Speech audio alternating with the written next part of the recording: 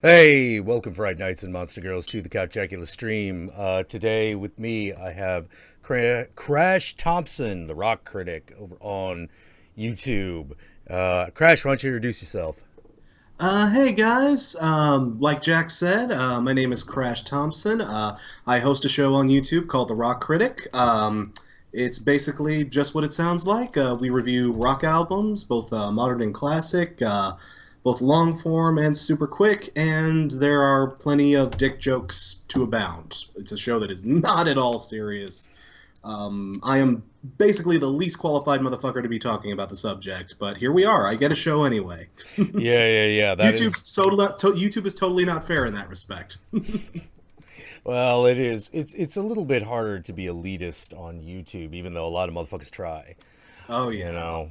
isn't that the truth? Yeah. Is the only measure by which one is better than another on YouTube is really honestly your subscriber count.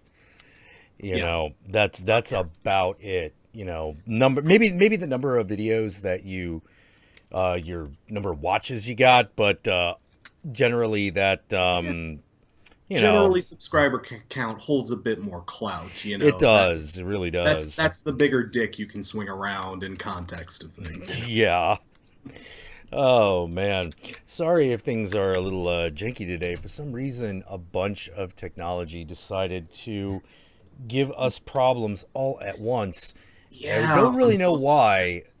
Like Yeah, we were originally gonna have Crash here on video as opposed to just this avatar from his show. But hey, now you know what to look for.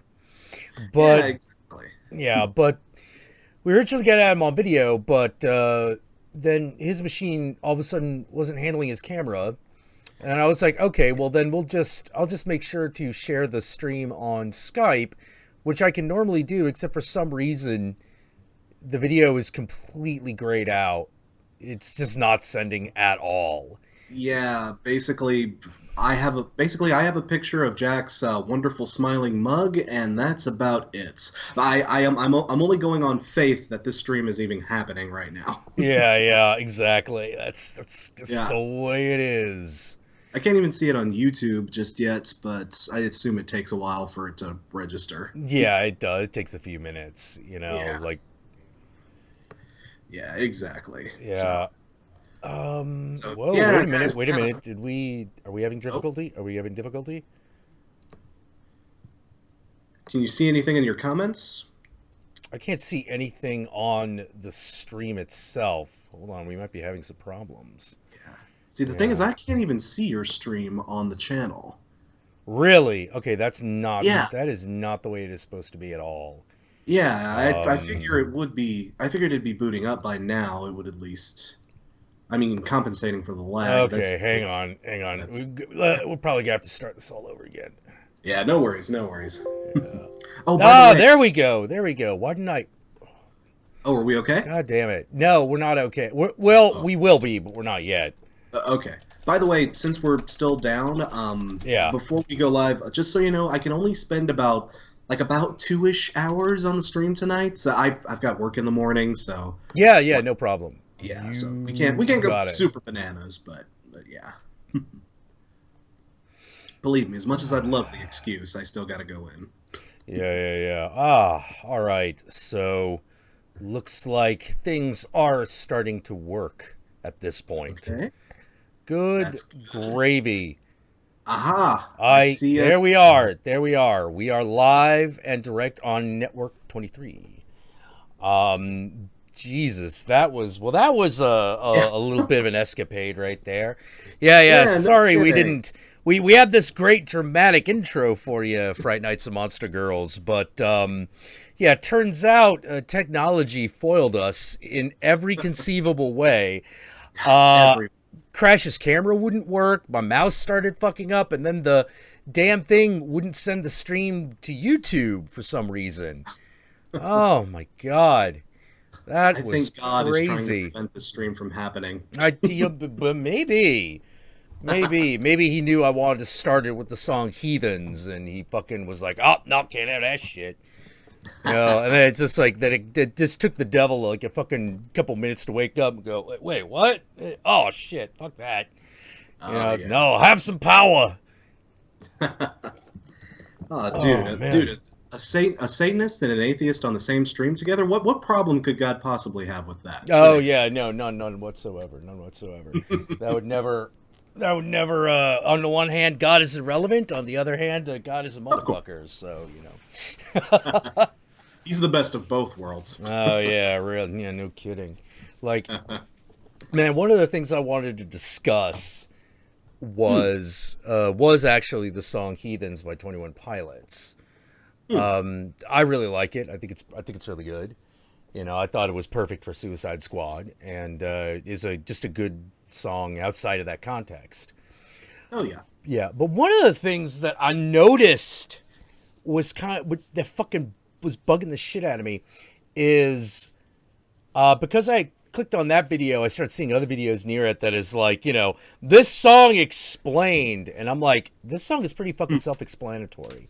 Like, why the fuck is there an analysis of it? What could that fucking add? So I start watching these damn things.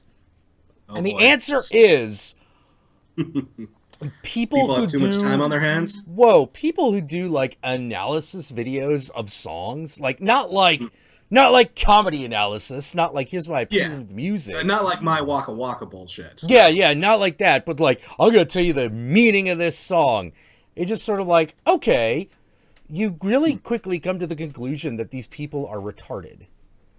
Like they don't know what lyrics mean. They don't know what words mean. They don't understand context. And it's just fucking crazy. Like this fucking guy, like what was his name? Like Tom Strum or something, the fucking shit.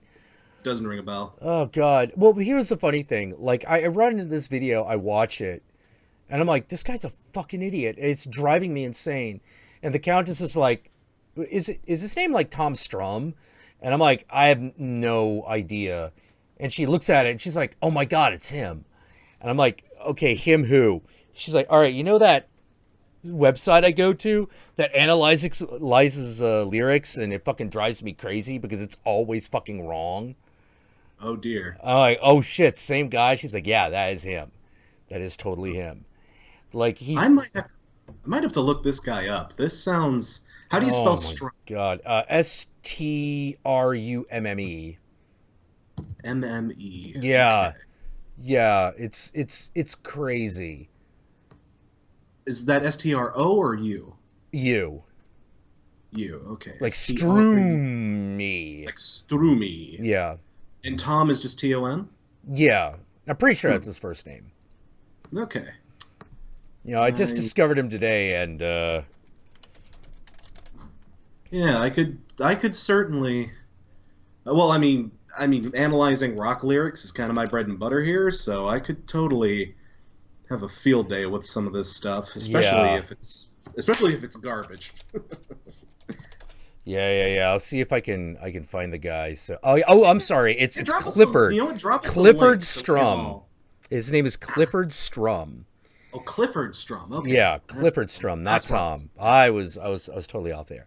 But yeah. Like, go through. You want to fucking like lose some brain cells and like have a vein popping up on the side of your head. Yeah, like fucking read or watch like some of his analysis videos. They're really bad. Wait, is his name the Pop Song Professor? It is.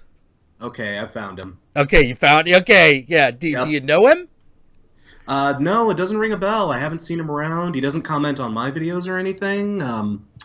323 subs. He's not hugely popular. No, not at all. Not at all. Tell you what, Rock Critic guys who are listening, I saw some of you guys in there. Head on over to this guy's channel and check him out. Report to me. Let me know what you guys think. Yeah. Let's get the general consensus here.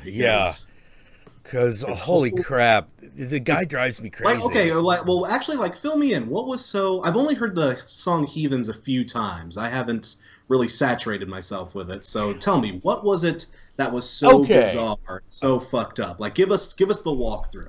Okay, so if you listen to the song "Heathens" by 21 Pilots, it's very obvious. It paints a very specific scene, and that scene is your buddy, who is the guy who is singing the song, has taken you, the fucking nice normal person, into the den of inequity that he frequents. Okay. And in there are a lot of like really shady characters who are not particularly nice, but they've all been fucked over by society.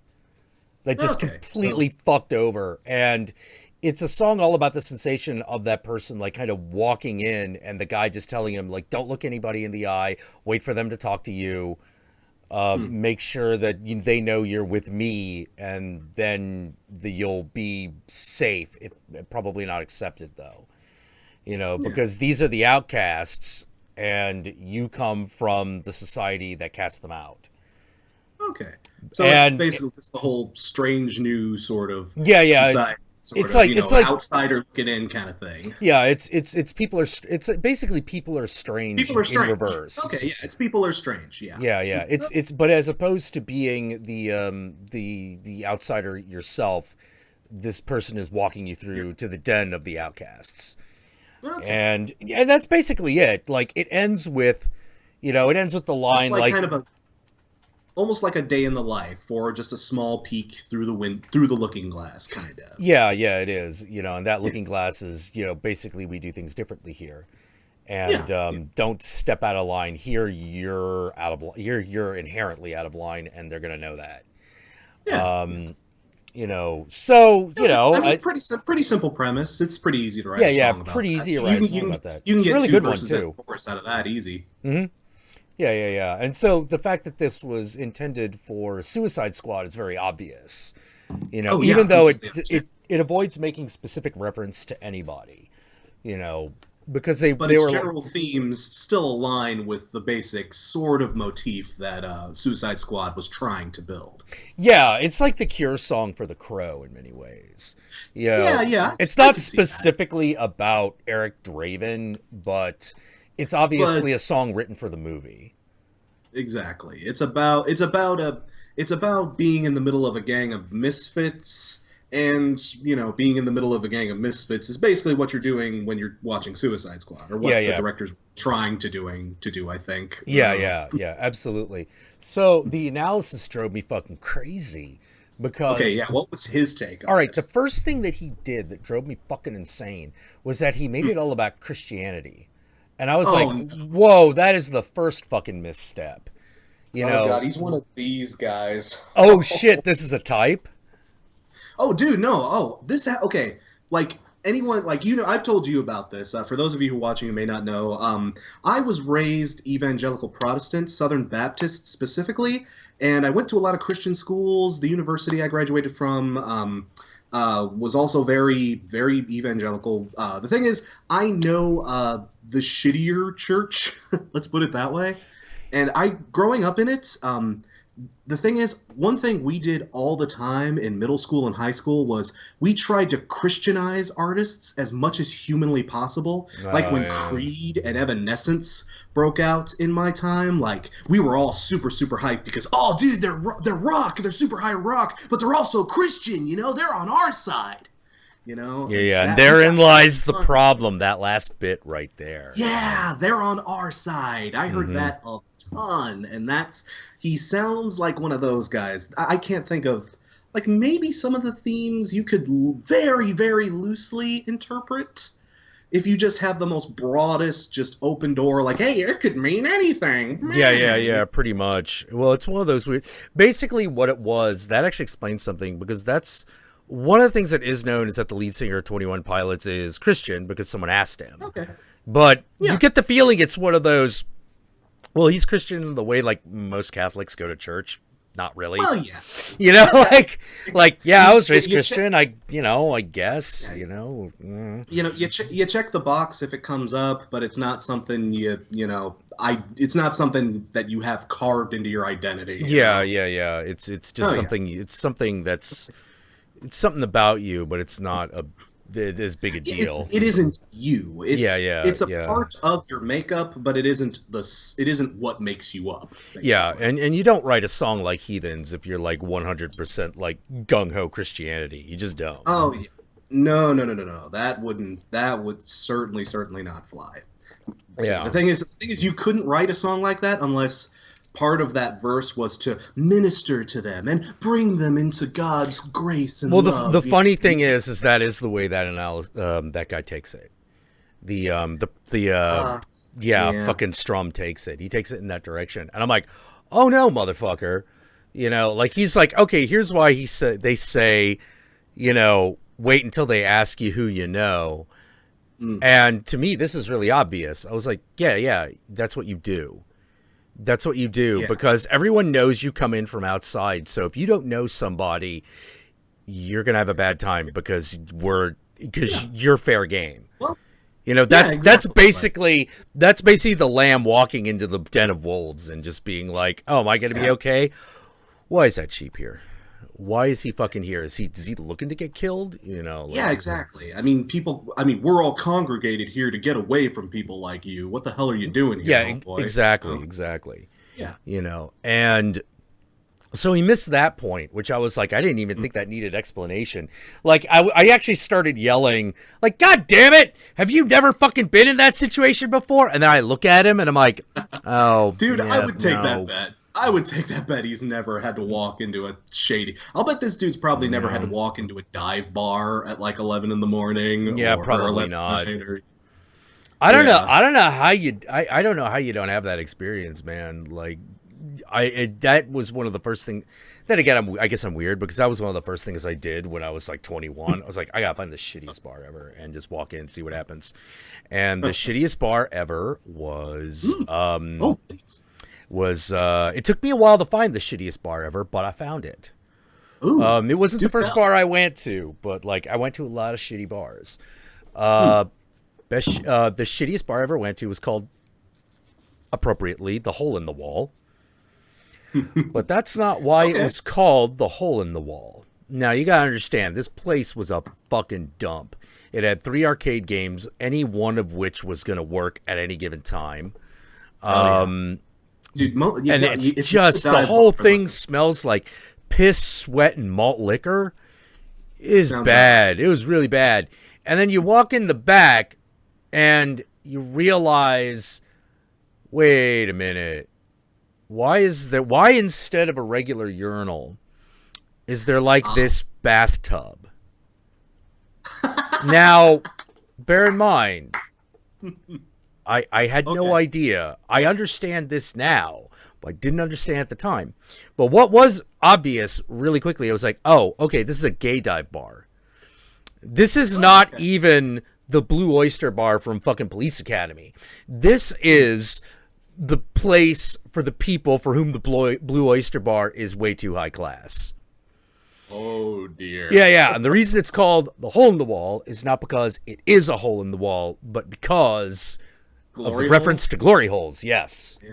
Actually, Trev Apocalypse in the mentions totally called it. Yeah, glory holes. Dude, good on you, man. Yeah. All right, but here's the question: what's the bathtub for? Now, obviously, I know, guys, but I'm gonna let that question hang in the air for just a couple of minutes before I tell you. So you gotta let the suspense. Regale at the suspense. Have fun. You're about to fucking get some knowledge. So I always found myself loving these places, even when I was like a kid. When I would write, back when I was trying to do that, my instructor was always going, why do all your stories start in bars? It doesn't, and I'm like, because no matter what genre it is, there's going to be a bar, and that's where everyone gathers. Yeah, and he's like, okay, yeah. But it's just weird that you find it a way to put it in everything. You put a bar in a space station. And I'm like, yeah. Yeah, dude. That's what you do. It's like... Bars are a celebrated part of science fiction. I mean, Cantina, Star Wars, every Star Trek, every Enterprise had a bar in it. Yeah. Yeah. He was like, all right, well, here's the challenge. I want you to write a story that is set in heaven. And I'm like, okay. But the funny thing is I'm like, wow, that was easy. I just put a bar in heaven. And he was like, well, yeah, okay, point taken. There you go. You know, what if we were on Mount Olympus? It's like, well, it's Dionysus. He can just run a bar. Oh, dude. And of course. yeah. And so, all right, let's see. Did anyone do it? Bathtub is to drain the blood? No. To melt the bodies? No. No. All right, so here it is. I don't think you guys are going to get this. Strap in, fucking kids. Fucking strap in. So here's your knowledge. This, but yeah, I'm kind of in suspense too. I want to make sure my answer's right. Here's the knowledge. Okay, so some guys like getting peed on, and some guys like getting peed on by strangers. And so what will happen is a guy will just lie in the bathtub and wait. Yeah. See, that's what I thought it was. Yeah.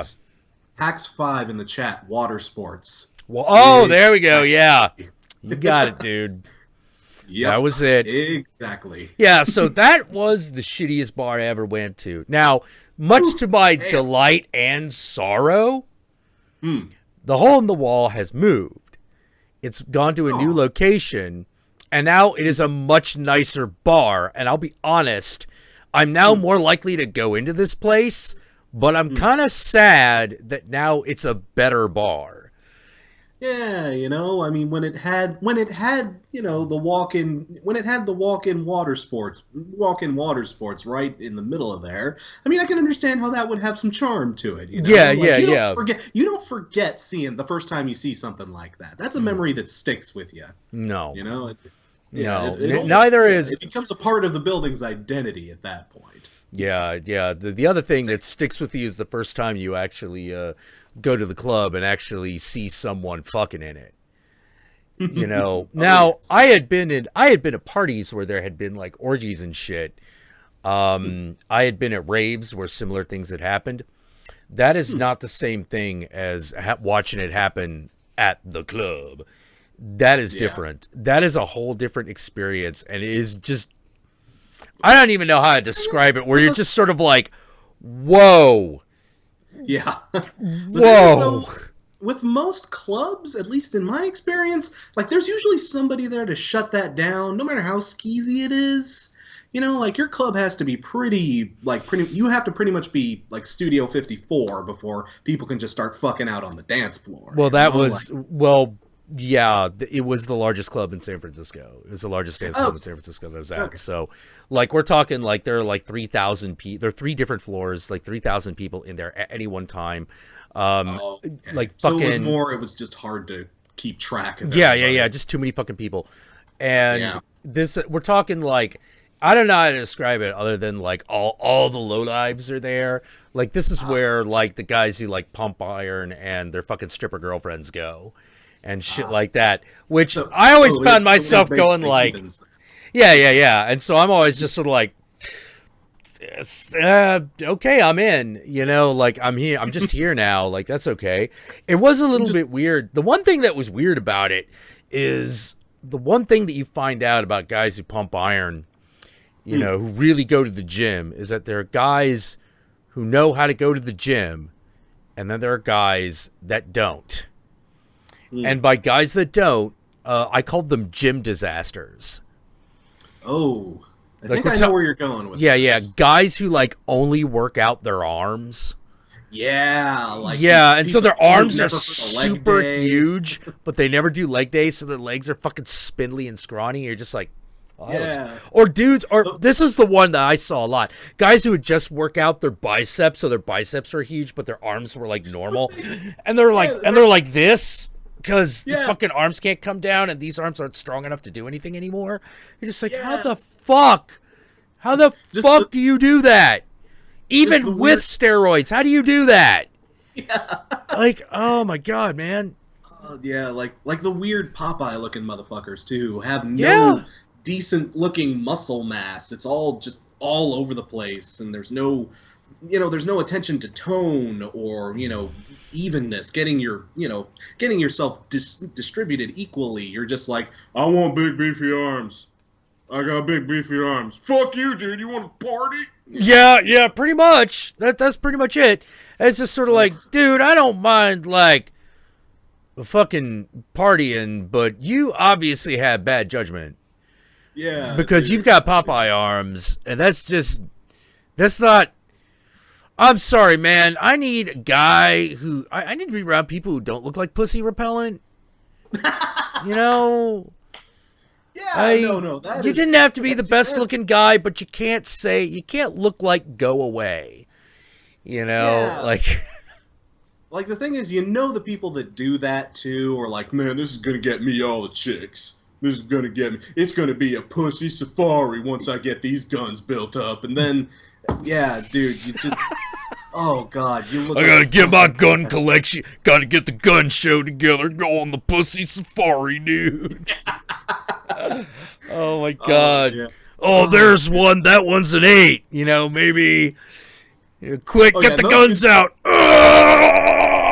And dudes like that will be totally fucking cocky about it too. They are super cocky about it. They'll pass by a chick that's like 10 leagues out of their league and be like, she's about a 6. I don't know. Maybe I'll fuck her. Yeah. Yeah, and you're like, dude. Dude, yeah. Just dude. Anything. Dude, anything. You poor deluded little lamb. Just. Yeah. Although the weird thing about these clubs is,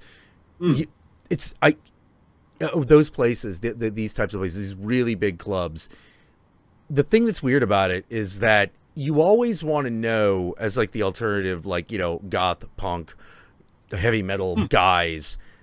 Oh yeah. Where do all those normal chicks go?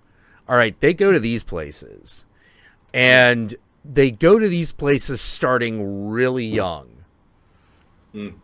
Real young. They shouldn't be there. Like, they probably shouldn't be there at all.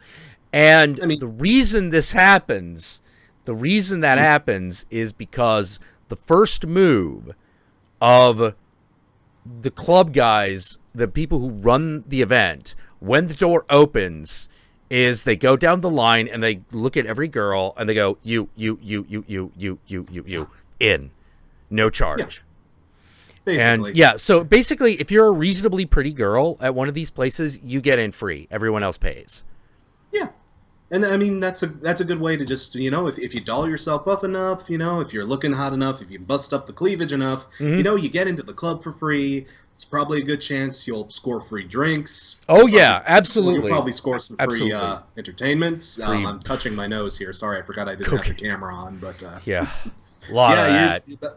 Yeah, about to say, that's a great way to, like I say, if you pretty yourself up enough, that's a good way to get yourself, you know, the kind of things that a 16-year-old stupid kid is going to be on the prowl for. Funny enough, like that clubs like that are actually one of the few places where, like, I would not do the drug deal.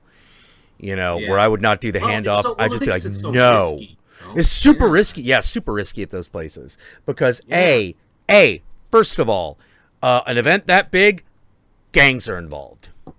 Oh, of course. Always. You know, that's a big fucking problem. You know, you're like, well, you know, at a rave, not too many gangs involved. You know, that's like your fucking hippie friend who has a connection, who goes away every couple of months, brings the sort of underground. You got to know a guy that knows a guy, sort of thing. Yeah.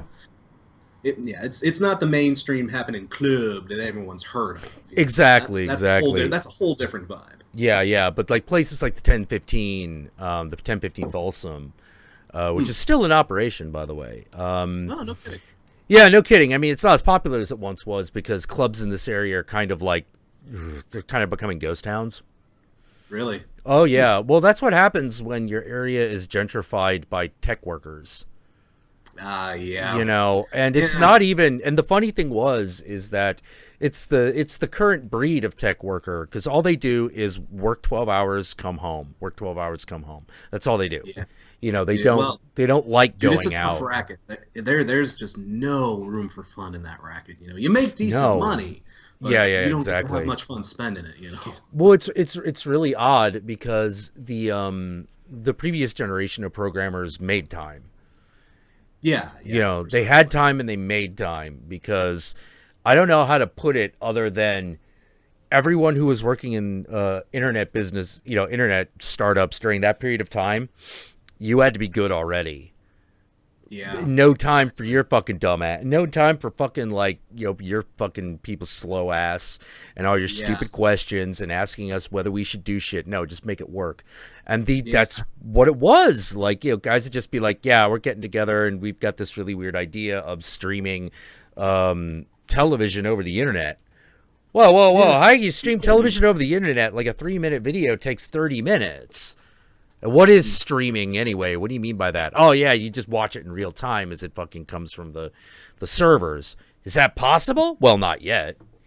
But that's what we're working on. But the thing, usually the idea was you got like you and like a couple of your buddies who you knew what they were talking about. You had some people in connections. Oh, well, you can handle like the server maintenance side of things, right? Yeah, sure. And you can handle like the coding and the programming, right? Yeah, dude, hell, I went to school for it. And those connections know a few other connections. You bring other people on, it slowly kind of grows, and then you just end up with the right idea, the right time, at the right place, and boom, you're up and running.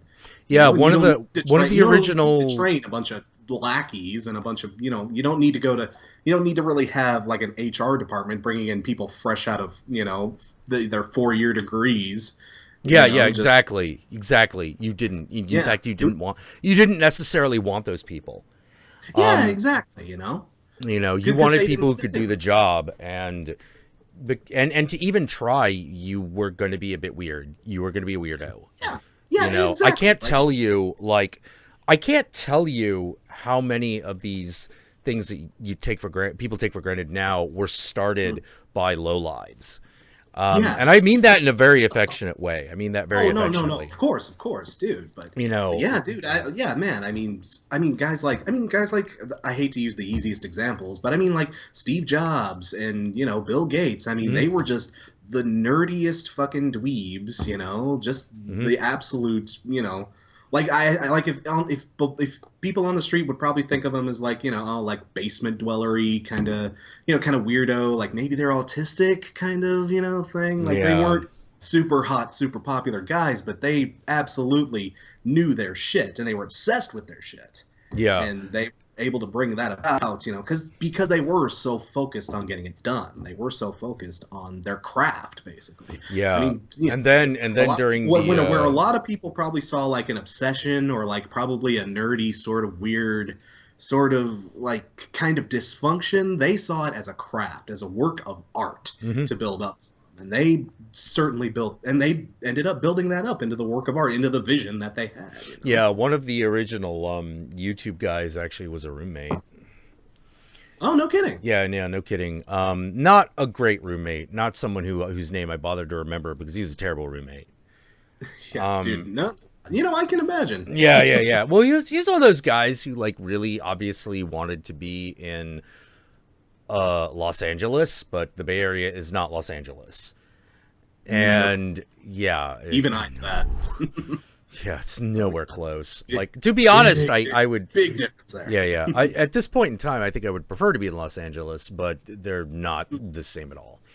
And one of the other guys I knew was Stanton McCandish. He's one of the founding members of the EFF. That guy was fucking gun rights, bondage, goth guy. Really? Oh yeah. No doubt. Yeah, no joke. Like he had a 9 right by his bed at all times. Yeah, because he grew up in he grew up in New Mexico. So. Oh, okay. Yeah. So he just always had a gun. Yeah. No, that's the real deal in New Mexico. I've got friends in New Mexico. That's just how you live. Yeah, and you just walk into Stanton's apartment, and there would be the big cross. He'd be like, "What's the cross for?" And he'd be like, "Oh, well, you put the girl's arms in here, and it paints the picture." And but of course, that wasn't my reaction when I saw it. My reaction was like, "Nice one." Did you build that? Did you? Who built that for you? He's like, "I built it myself." And I'm like, "Whoa." Well, I didn't know you. I didn't know you could do that. He's like, well, you never know until you try. And as far as I know, he still has it and uses it.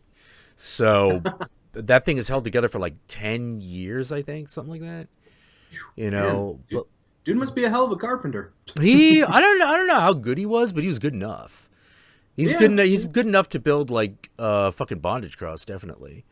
You know, God, he is. Now that you bring it up, I'm almost curious if there was that one or two guys that was like, "Oh, are you a Catholic? A really, really hardcore Catholic?" Yeah, actually, that did happen a few times.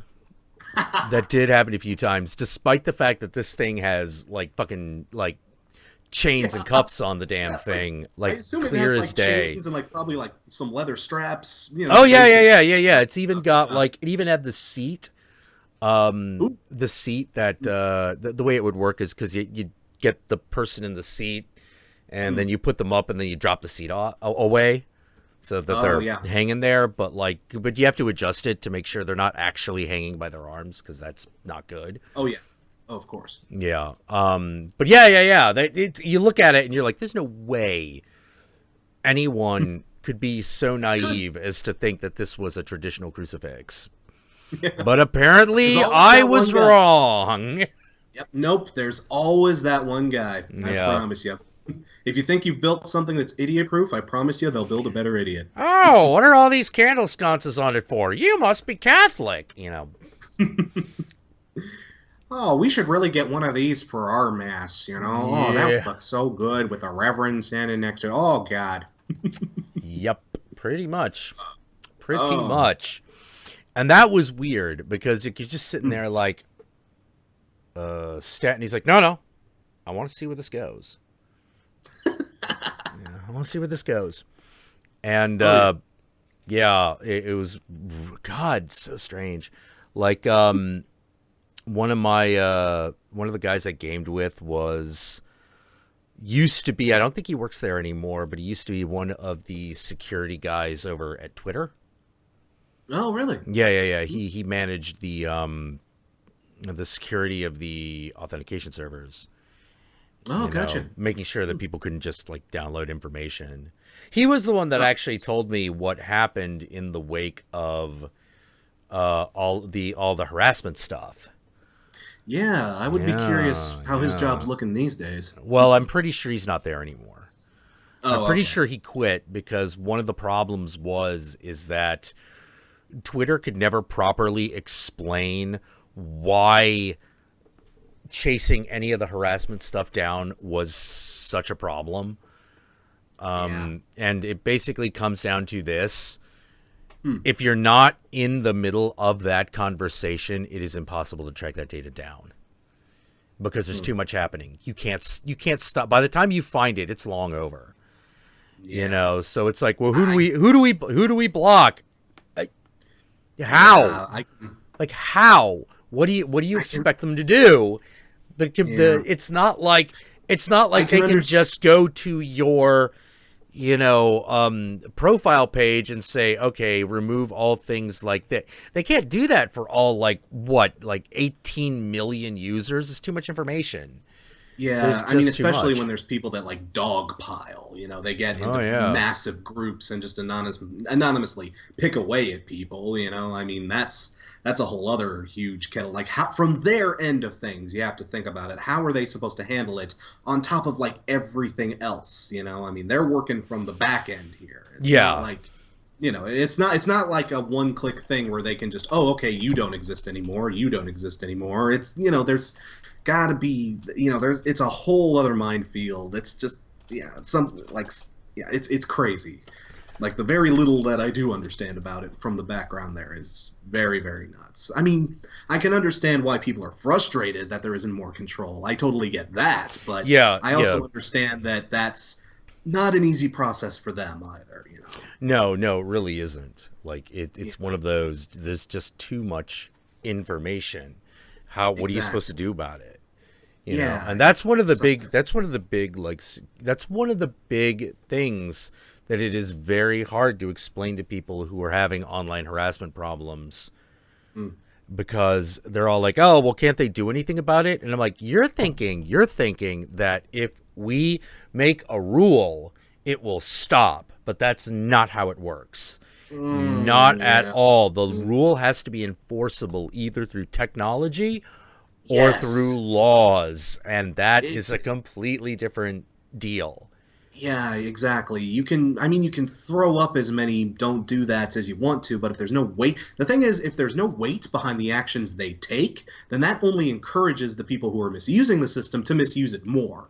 It's, Yeah. almost like a dare, like, oh, you're going to do that? Well, fuck you, Twitter. Wah, wah. Yeah. And the people who really do it, they know that system. They know how to do Yeah. it. They know how to get through. It's not a problem. Yeah, It's like, precisely. Like, oh, I lost that dummy account that I was using. Oh, wah. They don't yeah, care. how easy is it to get a new IP address or a new account or Oh, just get super around easy. that? Super easy. It, Like you can do it in that's 5 minutes. that's like 2 or 3 Google searches away. Yeah. That's basically 2 minutes of work. It's not that hard. Yeah, You know. exactly. The thing is, if they're gonna make any kind of moves like that, they gotta stick, and Yeah. making them stick is And the you hard. and you want to know what's even worse? This is the other part that's even worse, which is that there are people that do this that basically, for lack of a better way of putting it, they're professional character assassins, Yeah, and they are fucking paid by outlets to destroy people for spurious reasons. Like, for example, if it was to come out tomorrow, like, okay, first of all, we all know who Leslie Jones is. yes. I'm assuming most of us also know. Go ahead and explain for those who might not. All right, for those of you who might not, Leslie Jones is basically the black woman in Ghostbusters 2016. She was getting harassed by a bunch of people, and they tracked it down to this known fucking political troll, Milo Yiannopoulos. And yeah. Now, here's the thing. Twitter shuts him down, which I actually thought was a bad move. Because here's the problem. When Twitter shuts you down, all that shit disappears. So now there's no record of him ever having done it. That's true. So we don't. So now there's nothing. There's no way to discover what the truth is unless you work at Twitter. I'm sure Twitter knows, but even if it comes out of Twitter, no one's going to be sure whether they can trust that information because their fingerprints are on it. Well, yeah, exactly. But if you work there, you probably know the real story. Not that you would be able to convince anybody else, but you would know. Yeah, exactly. Like the thing is, you basically just, it goes back behind your wall, and basically, there's nothing that can prove that you didn't mess with it or that you didn't tamper with it in any way. It's just, right. It's just, it is, it's basically the ball is completely in your court, and if you're trying to make an argument, that's not gonna help your cause any. That's not something you could submit in court. No, not at all. Not at all. Not even close. But the problem was, okay, so that's a real thing that happened.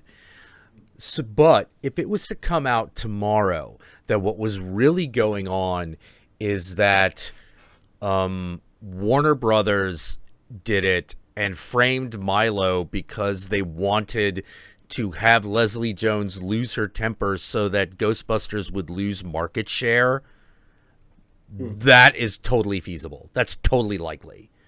I'm not saying that did happen because I have absolutely no evidence that it did, and I don't believe it did. Oh, but no. it's something that could happen because those are the kinds of tricks that they pull. Yeah, and the thing is though, and since you yanked all of your evidence, since you yanked all of everything that was on the site originally, since you yanked all that off, you don't have any playing cards in your corner. You don't have anything to say, well, no, it didn't. Look at this. You kind of remove your own plausibility from the situation. Yeah. I was actually kind of wishing that what they had done was they would have closed his account but kept it up. So that you could actually go through his shit. I'm sure there's got to be some internet archive out there, but like the problem is the problem is you got to figure out, like, wait, did any of that happen or what's going on? And really any kind of internet archive, what would it be? It would be like screenshots or like maybe like text, maybe like it wouldn't be like an actual sort of, it would be something that would be easy to manipulate. It would be something that would be easy to like falsify or, make little changes to that people might not take immediate notice to because the original record's gone. we don't have anything to proof it against now. So Yeah, exactly. That's kind of, yeah. and that's kind of an issue. That's kind of a problem, you know. Yeah, exactly. And yeah, like you say, I don't know what the easy answer to that necessarily I is. don't think there is one. I think it's Yeah, just all hard and difficult answers all time. exactly. It's not something we're going to flesh out here on the Count Jackula stream tonight. Maybe next No, time. no, Maybe next yeah, time maybe we'll next solve that real time. problem. But yeah, Oh, it's a huge issue. Like yeah, security is so weird. Like yeah, I was it telling totally you this is. I was telling you this at MagFest, but I remember which was the subject of hacking had come up. I think because Nash had said something, Yeah, and I was like, that's not how it works, Nash. You know, and he's like, well, how does it work? And I'm like, nothing. There's nothing. He's like, that can't be right. And I'm like, it is right. There's no security on that. And he's like, well, how do you know? And I'm like, but because I used to be the guy who broke in, you know, yeah. and I used to, like, when I was really young back in the 80s, I was the guy who broke into the phone company. And do you want to know how easy that was? As long as, I'll bet it you wasn't had fun. the number, as long as you had the number, Hmm. you could do anything, literally. You could literally do anything. If you had the number and could find the file, you could essentially, Basically, you couldn't wreck just, their you entire could wreck world. the Basically, entire you have world. full access. You have complete access. You know, Yeah, now the chances of you getting caught doing something really big is high, you of know, course. but the fact that you can do it at all, that basically the only thing keeping the worst people from doing anything is literally just having this phone number. That's a That's scary thought. that's a very scary thought, but that's what we're dealing with. You Yeah, know, I mean, like that's what yeah, we're fucking dealing with. And I get really frustrated these days when people are like, "Oh, well, you know, they're hackers all over the place." And I'm like, "Well, they don't have to be." And they're like, "What do you mean? Your information is out there. They just have it. All they need is a reason to bring it up, and that's it. And they have it. They've got it." There are very few people that live a life that can't be easily found.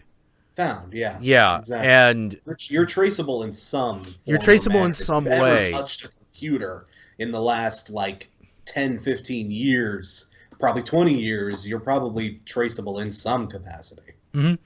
And this is actually this was the weird thing. Like, I was always trying to figure out, like, wow, like, there was a period of time when, like, it seemed like everyone at Channel Awesome was getting doxxed, you know, Hmm, and I didn't. I'd never even came close.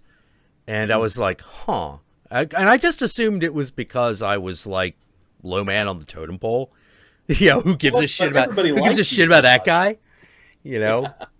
But actually, it turns out that probably wasn't the case, because I Hmm. had forgotten something, Ooh, what was which that? is the path to my legal name is really hard. Gotcha. Yeah, Gotcha. I never use it. I don't even Yeah. use it on legal documents because Ooh, I don't have to. really? Hmm. Yeah. Yeah. And that is something that there's no trick to that. I was Yeah. born into the right situation with that. Gotcha. Basically, what Yeah. does it come down to? All right, so I've mentioned on the stream before that my grandfather was a diplomat, and that's where that comes from. I Because had a feeling that was going to enter into it. yeah, because I'm related to foreign diplomats, that whole situation changes.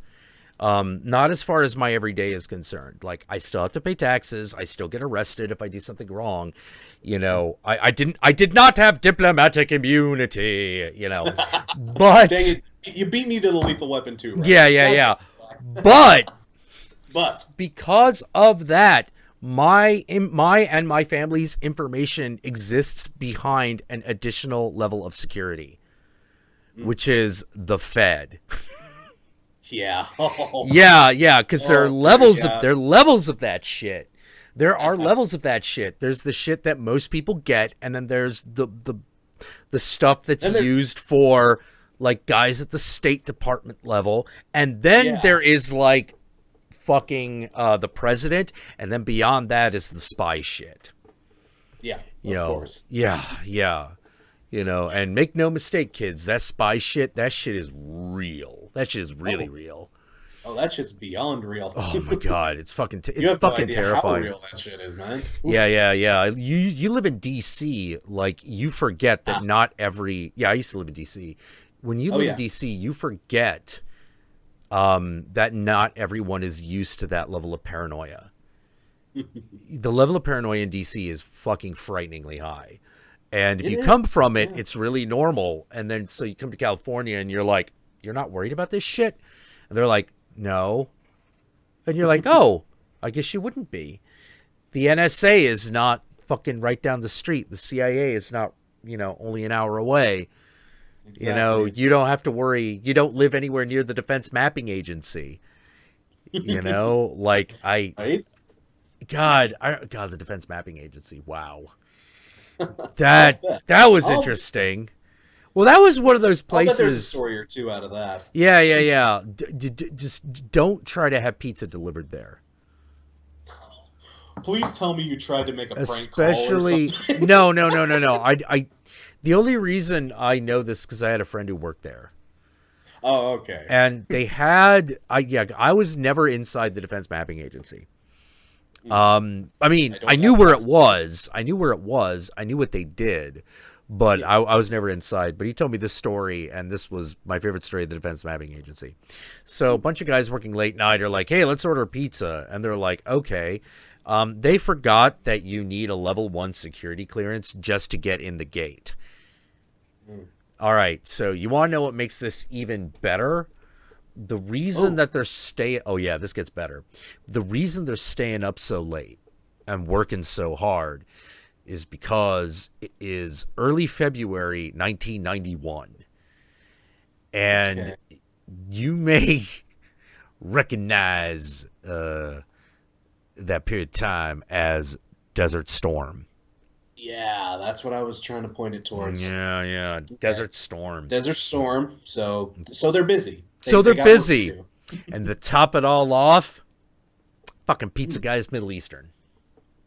Oh no. Mm-hmm. Oh, I don't like where this is going. Yep. They fucking no. they're fucking calling up and they're going like they fucking call in a potential bomb threat. Like just guys Just fucking right- coming up the just road. right to the Guys front coming up gate. the fucking road. He's in a fucking van. He's Middle Eastern. Oh. Evacuate the fucking building. Yeah. No, I understand why that happened. Yeah. They're just like, no, Jesus no Christ. chances. Taking no chances. Oh, never. No, not the defense mapping aid? No. Yeah. Of course not. No way. Jesus. And this is one of those. This is like, my friend was like, this is the moment we realize that they're snipers on our roof. I mean, there are guys, but they're there. Yeah, forgive me, but in the chat, Cerberus Stewart. Well, I hope they gave the pizza guy a nice tip. They did. They did. Yeah, And the guys who ordered pizza fucking got royally chewed out. Oh, I'll bet. completely I'd be royally. amazed if they still had jobs, frankly. Oh no, they still had jobs. They had security. Hey, that's government work, baby. You don't just fire those people. Well, yeah, okay. That's a good Not at point. the You don't Defense just get Mapping tossed out of that Agency. for one or two dumb little No. Not for something that didn't turn out to be treason. No harm, no foul. That was no harm, no foul. But Actually, definitely. I mean, now that you bring it up, I can't imagine. Could you imagine if someone had done that today? Or Oh around my God. 2001-ish? No. 2002-ish? No, that pizza guy would have been dead. Dead. Yeah. Oh, Yeah. that would have turned into tragedy real quick. Oh yeah, super Then fast. we would have got the spy shit to help cover that shit up. Yep. Oh, they wouldn't have even covered it up. They would have just been Yeah. like, "Yeah, we were a terror level orange. What do you want? Yeah. He's dead. What do you want?" Yeah. I mean, I mean, especially back in like 2001, 2002. Oh, Collateral God. damage. It happened. I mean, what do you want? Yeah. Jesus. Oh, friendly fire. Look at what happened to us. You know, we got to take precautions. God damn it. Yeah. Doing your best Dick Cheney voice. Kinda, yeah. It was Yeah. just. Oh, man. I finally heard the line that made Dick Cheney make sense to me. Because, What was okay, so I was always trying to figure fucking Dick Cheney out. Because, like, he's a real cagey guy. that? You know he's up to no good. But you Of can't course. figure him out as a person. Like, Yeah. Like, what's his angle? Yeah, That's yeah, what we were yeah. always feeling throughout the whole he sits in the administration. same kind of space in American politics that McNamara sits in. Yeah. You know, Okay. McNamara, weird guy. Like, without him, there would be no car safety, but he's also basically a war monster. Yeah. You know, like, Yeah. so you got Dick Cheney, and you're like, what the fuck is up with this guy? Finally, they get to the point in the discussion of torture, and this is like long after, this is like during the Obama administration. It's just taken forever. He's testifying in front of the Supreme Court, and they're like, is this torture? And he goes, no. Is this torture? No. Do you consider this torture? No. And they're describing like these really fucking extreme really situations. brutal. Brutal as they shit would've that been- brutal as they shit would've that happened. Labeled it back then the enhanced interrogation techniques. Yeah, exactly. And finally, the cross-examiner is like, well, where do you draw the line, sir? And Dick Cheney just goes, American lives. And I'm like, I remember whoa. that. Yeah. I was like, oh, okay. Everything about this man all of a sudden makes sense. Yeah. You know, it's weird. It's like, all right, at least I understand that. At least you have that. Like, your limit is literally the safety of America itself. You know, Basically. Yeah. So okay, I don't agree with you, but You're taking it to the way too sort of high measure there, but at least I see where I see where it's coming from. There's a line of logic I can follow. Yeah, exactly. You don't have to agree with it, but you can follow it. I don't agree with it, but I can follow it. I can trace the steps, you know? Yeah. It's like, okay, That's you're not a at least complete slightly better madman. than just complete, what is your fucking deal, dude? You Oh, know? yeah, exactly. You know. Oh, yeah. Oh, man. Yeah, pretty rough shit. God. Yeah, man. God, the Bush years were just full of that shit, man. Holy fuck. I'm amazed we got through them. Me too. It was I couldn't fucking bananas. Yeah, every time you're in the middle of one of those like fucking conservative tides, man, you're never sure you're gonna come out. You know, I don't know what to tell you. Like, if we go through that again, like, man, kids, like, that's why I'm like, relearn the arts of fun and rebellion now, because you know what, kiddies, all that nice rebellious punk music and metal music I keep talking about on my show. Get on it. Like, seriously, seriously, get on it, because no matter who's in the White House, it's gonna be needed. You know, and if it's Trump, oh boy, you're gonna need to be able to get angry. You know, like, if it's Trump, I don't know. I may start a fucking band just to get it out there. You know, because it's got to be. We need our clashes. We need our fucking black flags. We need our fucking, we need those artists out there. We need people to be transgressive and to stand up and say, no, this is fucked. Yeah, it's fucked. You know, we need people to reach out to the masses and just illustrate how fucking shit things are gonna become. And even if it's Hillary Clinton, I guarantee that shit's still gonna come up. It's still gonna happen. It's just not gonna be as bad. No, not in the slightest. I mean, I hate to. I'm no big fan of Hillary Clinton. No, not in the slightest. But compared to what Trump could possibly bring about, holy fuck. Like, I don't like. It feels like how to say it. I'm not saying that things won't go horribly wrong with Clinton, but what I am saying is that Clinton will at least attempt to avoid disaster.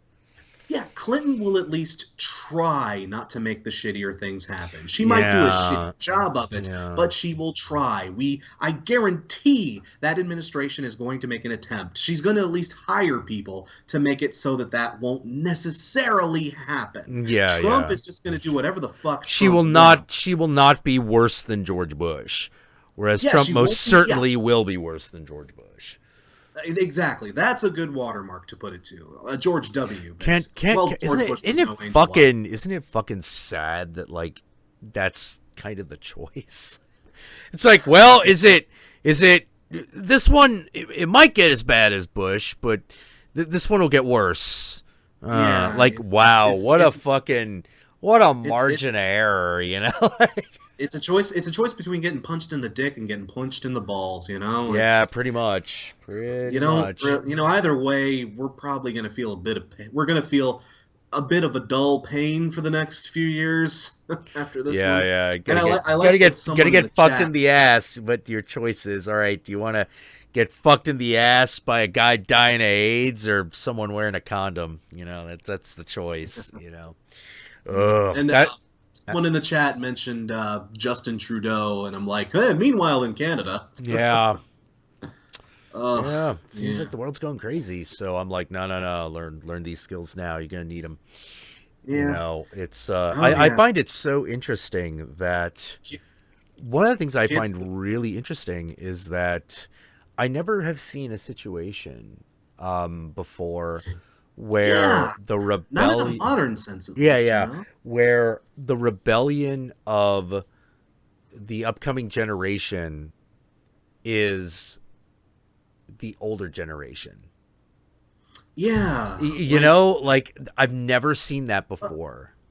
Yeah, well, the thing is, when you think of the more rebellious sort of, the more rebel youth sort of thing, the youths that are angry and rising up, I mean, for our generation, it's more like the guys who are rising up against guys like Nixon and guys like fucking like fucking Reagan and all, I mean, Yeah. the 80s hardcore punk scene, they were rising up against like fucking Reagan, fucking Morning in America. They were fighting Yeah. back against that bullshit, Yeah, like a lot of that sort of rising up mentality is sort of, for us, it's rooted in sort of left-wing sort of ideals, it was fighting back against, the authoritarian state, against cops that were beating up people, against people that were, encouraging segregation, people that were really, I wasn't exclusively right. It wasn't exclusively left-wing by any means whatsoever, but, but there was sort of that mentality behind it. These days, it's different. Yeah, it is. Very, Like I've very never, different.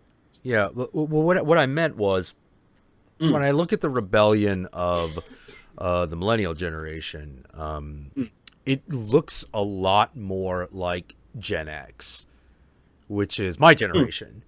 You know, Yeah. like it looks a lot more like Gen X, and I'm like, whoa, when did what?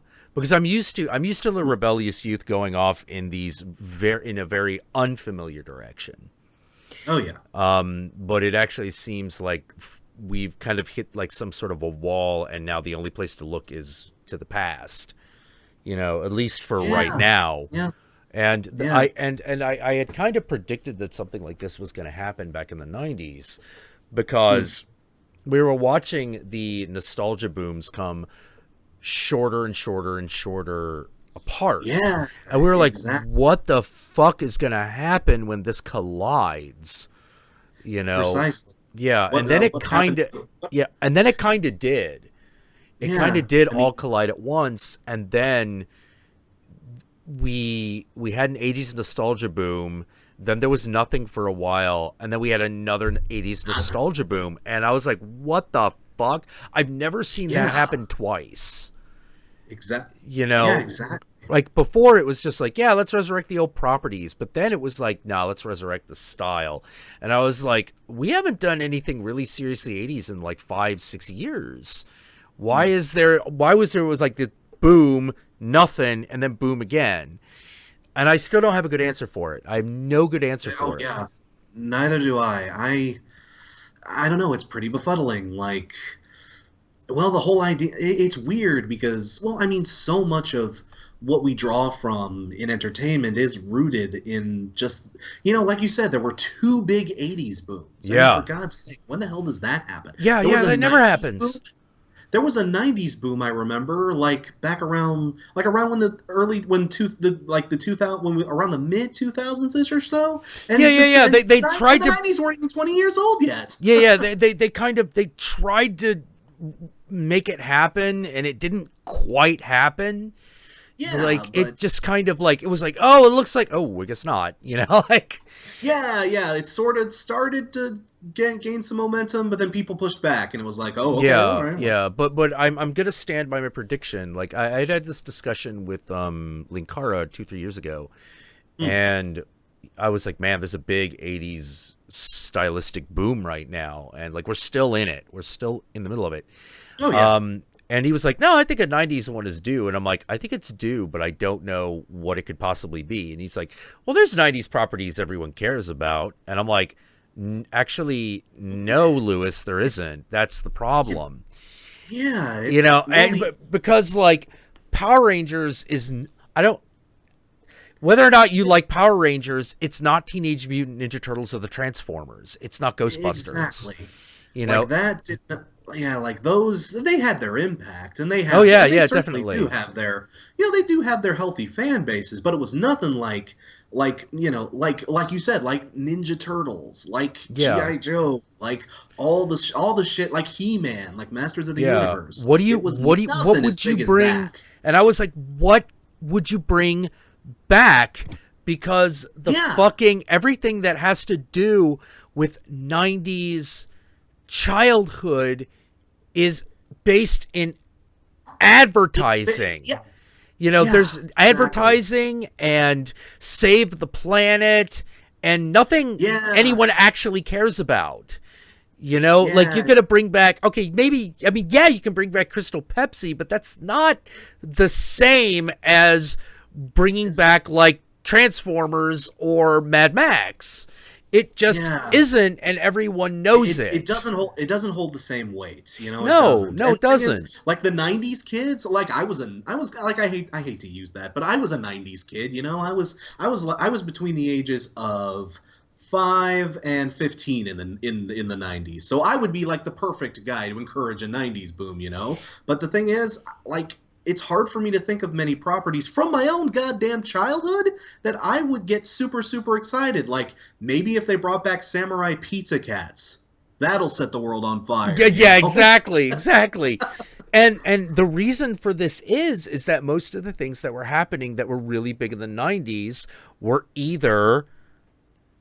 they were either deconstructionists, kind of shameless advertising for yeah, something, or either just for a toy line, or sorry, go ahead. Yeah, or it was a deconstructive criticism like Scream. Yeah, exactly. Or it came from another country.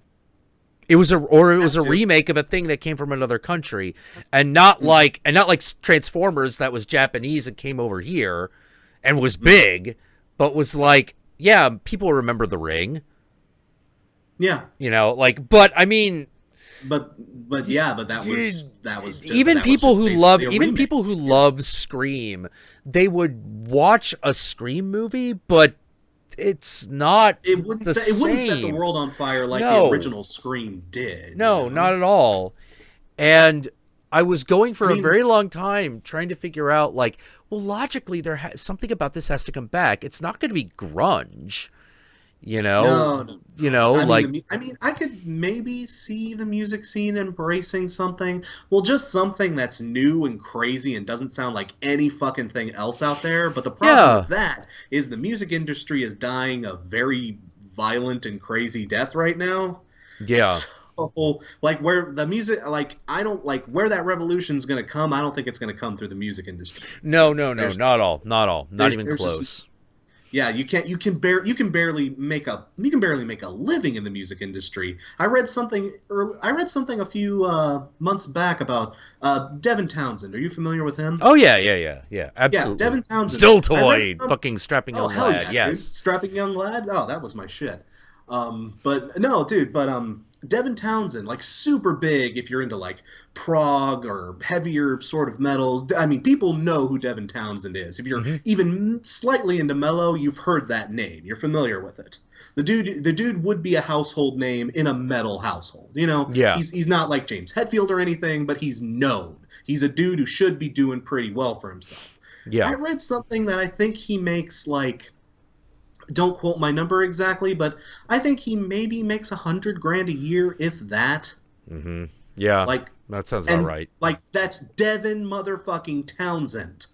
Like the dude, like a dude you probably have tons of albums in your iTunes or on your Spotify playlist right now. Yeah, that dude's like that dude's doing okay. That dude's doing about as well as a really good real estate agent. Yeah, he's doing all right. But here's the thing. So I talked with Lewis all about this. I made my argument. He said I was, was wrong, but he saw my point. Okay. Yeah. And then all of a sudden, I was like, I'm not saying that the '90s nostalgia boom won't happen. All I'm saying is I can't see it. Yeah. I don't know what it would look like. And then, precisely. That's my problem too. I'm just having trouble picturing it. Yeah. And then I saw it. Oh. I saw it. I was like, oh, it's going to be this. Oh, that's interesting. Okay. When I saw it, I was like, there it is. The start. Suicide Squad. It's Suicide Squad. Yeah. Why? Because what Suicide Squad is a signal for is a return of the thing that actually made the '90s really interesting, which is the rise of the anti-hero. Yes. Yeah. Precisely. Yeah. And the thing is, and this is where it's going to get weird, I was like, Lewis, I think I've seen it. I think I know what the '90s nostalgia boom is that there is going to be one and what shape it's going to take, but I've got bad news. It's not going to be the traditional nerd shit. It's going to be the underground crap. It's going to be the goth industrial aesthetic. It's going to be shit like The Crow and Dark City. You know, it would be The Matrix, but like, why would that come back at all? You know, like, but with that said, if the Wachowskis all of a sudden went, okay, we're gonna do Matrix. We're gonna do Matrix, the Netflix show. Oh, okay. Everyone would tune in. Everyone would watch. Yeah. You know, but I'm like, but like this thing we've got right now that's happening with the let's be as nice as possible. Let's be super fucking polite. You know, let's be super politically correct so we don't offend people. That's gonna fucking explode. It's not gonna last. Yeah. It can't. I have a feeling it's getting to ridiculous levels, you know, and I can see where that tide is eventually gonna break against. Oh yeah. It's already starting. You can see it. You know, I'm sad to say that Trump actually is part of that. You know, but I don't know what to say other than if we wanted to avoid Trump, we needed to chill out on that whole PC shit a lot longer ago. You know, it needed to not get as bad. Because the problem wasn't when we were suppressing the fucking awful, hateful shit that those people were saying. The problem is when we began suppressing our own side. Once that happens, they know that this side is philosophically on the rocks. Yeah, you know, there's actually, forgive me for being so predictable, but there's a great Patton Oswalt bit from his latest special. Do you know what I'm about to reference here? Oh, yeah, I do. Yeah. The find the guy who's evil, and then he talks a guy with a very posh voice, very eloquent. Well, I feel that while I do respect homosexual relationships, in both bi, pan, and other genders, I feel that heterosexuality does hold a high standard, if only for procreational purposes, and I feel that there's no shame in elevating that to a specific level, if only for our own species. Okay, that's guy number one, and guy number two. Hey, if a fag wants to marry another dude and two dykes want to munch the pussies, ain't nothing wrong with that. What's your fucking problem? Fucking tranny wants to have a pussy that wants that Boris Karloff's face in a crotch. What's wrong with that? What's your fucking problem? That's her, she, it, whatever they want to call themselves. That's it now. That's, what's your fucking deal? I mean, what you got a problem with fags? What's wrong with fags? Yeah, Fuck, exactly. man. Yeah, like That which first, one is the evil guy? yeah, the okay, first, for those of you playing at home who might not know, the evil guy was number 1. Okay. yeah. Just want to make sure we got that. Yeah, you gotta fucking be careful. You gotta be real careful. Know, and right? and the funny thing is I was fucking pulling my hair out. Like, you probably saw it. Like about a month ago, I was just constantly pulling my hair out and going crazy. And because I'm like, it was one of those, I feel like I'm taking crazy pills. Like, people are saying some ridiculous fucking shit. It's like they couldn't see this coming. And then I realized, I'm dealing with, I don't want to, this is not to talk down about millennials. It's just a matter of math. I'm talking to a bunch of millennials. They didn't see it coming because they've mainly known Obama. Yeah, the thing is, they hadn't experienced it. Yeah. They weren't old enough to, see. They weren't old enough to see it when it was real. Yeah. Yeah, we had to, we actually, our older generations, we saw, like, the kid who got literally beaten up because he was gay, and we knew that when that guy who was beating him across the fucking, smashing his head against the locker and drawing blood, when he said the word faggot, he meant it in the worst possible way you could imagine. Yeah. You see that context real life every day. Examples of that, we saw that at least sometime in our lives, that was something that came along, and the younger generation, not having as much exposure to that necessarily, I guess maybe that's part of it. I think it is, and it also went a long way in explaining one of the differences that I was having with so many of the people I was talking to about sexual harassment, because I was. That's a thing that comes up every once in a while, and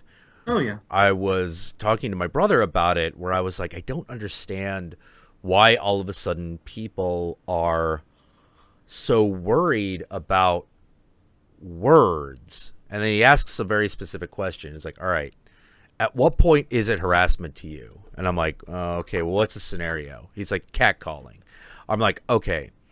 The minute it's actual harassment is when the guy who's doing person doing the catcalling follows the person they're catcalling to. Yeah. When they start following them, if they follow them more than 100 feet, it's a problem. Yeah, exactly. As long as he's keeping a healthy distance, it's just words. But, yeah, exactly. I mean, it sucks, and it's yeah. It sucks. It's not fair. It's awful. But should know better. Jesus Christ. Right, but we're in the realm of you can handle this. He's just being an asshole, Yeah. You're in the realm of you can handle this. We don't need to involve the law. Yeah, exactly. He's a dickhead, and fuck him. But walk away, and walk away. Keep walking, ignore him, and he'll disappear. You won't think about him again. Yeah. And my brother's response to that was, "That's interesting." And I went, "What do you mean that's interesting?" And he's like, "That's a very 80s way of looking at things." And I'm like, "All right, you have my attention. What do you mean?" He's like, "Well, you're used to harassment being something that you have to do to a person that can hear you." And I'm like, what? Oh. Yeah. Okay. I see where he's coming from there. Oh. I mean, I can walk away. If you're doing it to me online, I can walk away. I don't care. Because I'm like, this is just a phone. I rule my phone, you bastard. I don't fucking give a shit. Or I might just leave the phone at home because I'm like, I'm just getting coffee. I don't need no phone. But if you grow up in a world of helicopter parenting where you've had a cell phone in your hand as long as you had thumbs, this is your console to the world, and you're never going to give that up because it does all the shit you need, So this is part of your world, and this is part of your life. This is the phone is an extension of yourself. Yeah, it's an extension of you. Your makeup. Yeah, you know? it is your magic wand. It is indelibly marked with your usage. And, like in Harry Potter, if someone gets your wand, like fucking they can do all sorts of terrible things to you. Yeah, and I'm like, Whereas our generation sees it more as like, oh, this nifty new thing. We actually had some time where this wasn't a part of our lives. Yeah, it's a thing we own. Hey, maybe I'll get a better thing that I own. But, it's just an object. It might be an expensive object. I might really like it, but it's an object. It doesn't matter. Exactly. I would hate it if my phone suddenly just exploded and cell phones in general just exploded and we couldn't have them anymore for whatever Blade Runner-esque reason or whatever.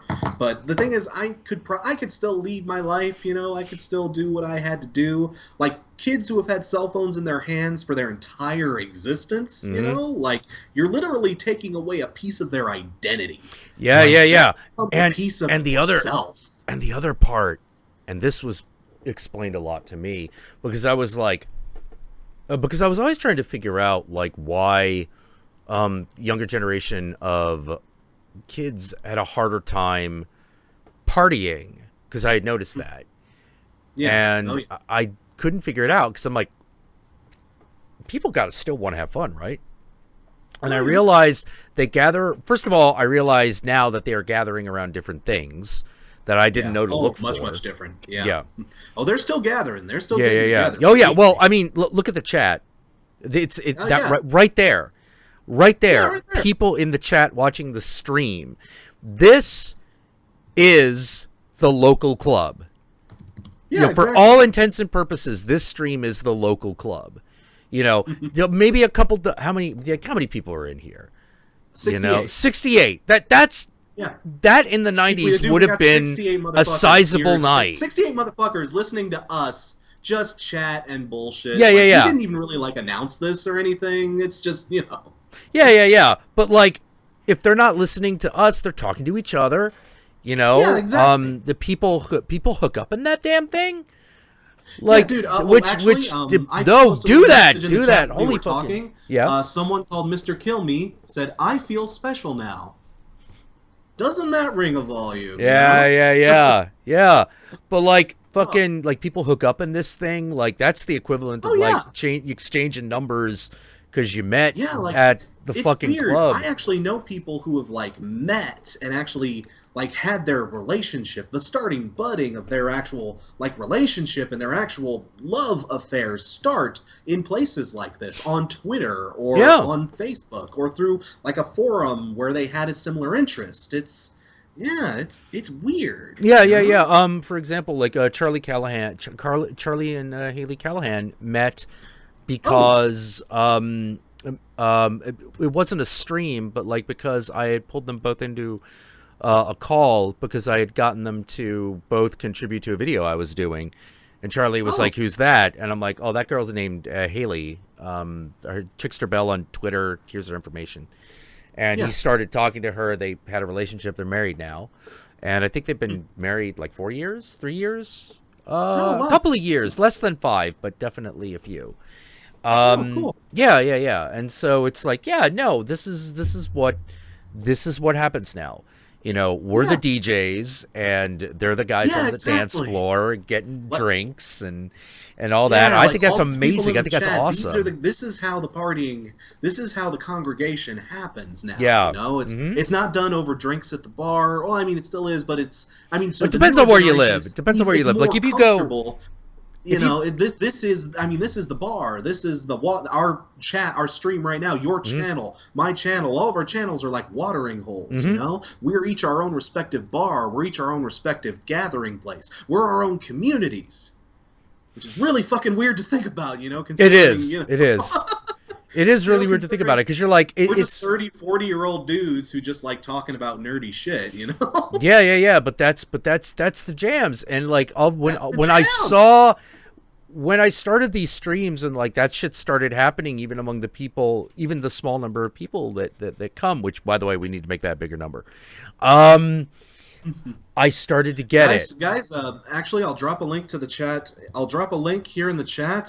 Spread that around, guys. Yo, yeah. We've got about Go at least for it. half an hour or so before I have to leave, so definitely spread that around. Let's make this audience a teensy bit bigger. Yeah. I'm sure we can manage that. Yeah, but it's I can't actually beautiful. drop the link. Well, guys, copy and paste the link. Copy and paste the link in your heading and send that out on your social media. Get some, hey, this is technically a party, so let's get more people here, okay? Hold on. There's plenty of I want to say Coke and booze, but that's not. Well, I don't know. What would you call? Oh God. Mountain Dew and video games. I don't know. Like that'd be about it. Yeah. But yeah, like that all of a sudden, like I started to get it. Like before, I didn't get PewDiePie or Markiplier or any of those guys. I didn't get it. Now I get it. Now I get it. I'm like, okay, this is interesting. You know, exactly. It's kind of the same. It's the same general ideas, just getting put into a different venue. Just getting put in different sort of a different. The stream still exists. It's just kind of been redirected in an interesting sort of way. Yeah, exactly. Man, it's going to be interesting to see how this develops over the next like 5-10 years or so, especially since things rooted in technology tend to grow a lot faster. Yeah. So thank you, Otaku Girl. Thank you. I didn't see her thing. Oh no, she just tweeted out the thing along with Razorvine. Okay, that one just showed up. Oh yeah. Oh, I've got one in my mentions too. Yeah, thanks, Razor. We appreciate that, man. Yeah. Oh man. Oh yeah. God, but yeah. See, and it's already working. We're up to 76 people now. Holy shit! So awesome. Yeah, dude. Awesome sauce. Yeah. That is Jesus Christ, badass. That's crazy. I guess just because we're old farts, it's just kind of weird to think about. But it's crazy how that fucking works, Yeah, I don't know. Well, I think one of the things I thought was really interesting was okay. So the first one of these that I ever did, the epic 9-hour stream. I remember that. You were in that at one point. You were in that at one point. I think I was for a little while. At least. Yeah, for like a couple hours, and that was the moment when fucking Josh was like, "Dude, I think you could just do this," and I'm like, "What are you talking about?" And I'm like, "I think you could just do a stream whenever, and people would show up," and I'm like, "That's crazy talk." That's insane. What would I talk about? And he was like, dude, you went on for 9 hours about nothing, and I was fucking glued to the fucking seat. And I'm like, oh, really? Yeah. No. Like, oh, okay, awesome. Well, let's see if that happens again. And then it did. And I was like, oh, okay. Is the need to adjust to this? Make this part of my known accepted reality? Oh man. Yeah, no, dude, I felt the exact same way as you about streams. I mean, like when I think I did a stream for my 5,000 sub hit. When I hit 5,000 subs, I figured, okay, let's do a live stream. That's an excuse to do something new, to try something a little outside of the box. Let's just try that for shits and giggles. My thought was, okay, maybe like 6, maybe 10 people will show up, like the big super duper fans who actually correlate and can make that schedule. Okay, they'll show up, we'll have a couple hours of bullshitty fun, whatever. I was expecting maybe 15 tops. I think that stream topped out at like 170 people when I first streamed, which for me is fucking bananas. Like the chat was flying like a mile a minute. I couldn't fucking keep up with it. That was the chat where I ate all those gross ass jelly beans that I couldn't talk you guys into doing. My god. Yeah, well, yeah, because I had fucking been to that rodeo before. And I'm like, no way. Yeah. My buddy Jim fucking came over and he was like, hey man, it's Bertie Bott's every flavor bean, dude. And I'm like, what the fuck? Did they actually make it? It's from Jelly Belly, man. And I'm like, oh shit, we're in trouble because those guys are the masters of flavor extracting. Oh, they really are. Yeah, they really Oh, are. And I'm like, oh God, okay, so what's the deal here? And he's like, all right, this is the deal. The only way the Bernie Bott's every flavor bean is organized is by color. So we know that if it's blue, it's one of these 10, and if it's yellow with red spots, it's one of these 8. Yep. And it's like, it might be licorice, or it could be burning rubber. It could be popcorn, or it could be vomit. Now, here's the thing. The vomit one is not as bad as rotting fish. Oh, the fish one is the worst. It's even worse than the skunk. Really? Really, because I've had all 3. Ooh, yikes. And the fish one is just the worst by a country mile. Like, it is one thing to be like, oh, I feel like I'm choking on my own vomit. It's another thing to be like, I am eating a rotten fish. It turns out the rotten fish is way worse. You know, I can imagine. Because I mean, the vomit didn't taste good, but the fish one actually did make me throw up. You know, I can see that because, like, I mean, we've all puked in our mouths at one point. We know what puke tastes like. It's not pleasant, but it is something that, okay, this is there's a natural sort of feel to this. Yeah. Yeah, this came from you. You've never probably bitten into a rotten fish before. So that, I can see your central nervous system just going, no, abort, no. Nope, don't do it. Sir, we're risking GRD by doing this. We don't care, you know. Yep. Say, fire all defenses, nuke the site from orbit. Just no. Yep. Dude, the Bean Boozled thing that I had, which was a different from the Birdie Bots thing, but still, I think that's still Jelly Belly, so it's still technically yeah. Bean Boozled is what is basically the non-branded form of Bernie Bott's every flavor beans. Yeah, basically. That's the brand. That's the brand you use when you don't have the Harry Potter license. Basically. Exactly. But the one that I had in particular, I remember the vomit was really, really fucking atrocious because it was super garlicky, too, for some reason. Like, it tasted like someone just ate a whole fucking like pan of lasagna and then just like baby birded it back into your mouth. Like, oh God, it was just... And the thing is, during the stream, I think 3 of those motherfuckers came up. So I was just like, oh. Yeah, I actually watched that stream. I remember that. Yeah, I actually remember you popping up in the chat once or twice. Yeah, I was like, I gotta see how long this fucking fool lasts. Dude, I'm amazed I made it for the 2 hours. You did it like a champ. And I was like... Wow. I gave up. I would have given up after 10 minutes. Just been like, nope, done, fucking done. Dude, I kind of wanted to. Some of those were really fucked. Oh man, the feet one, that's some beauty. Yeah. The feet. Yeah, the one that smells like, but basically stinky socks is what I think it's the flavor. Stinky socks, yeah. I think I had one of those on my account too. Yeah. Oh, that was no fucking fun. Oh my God.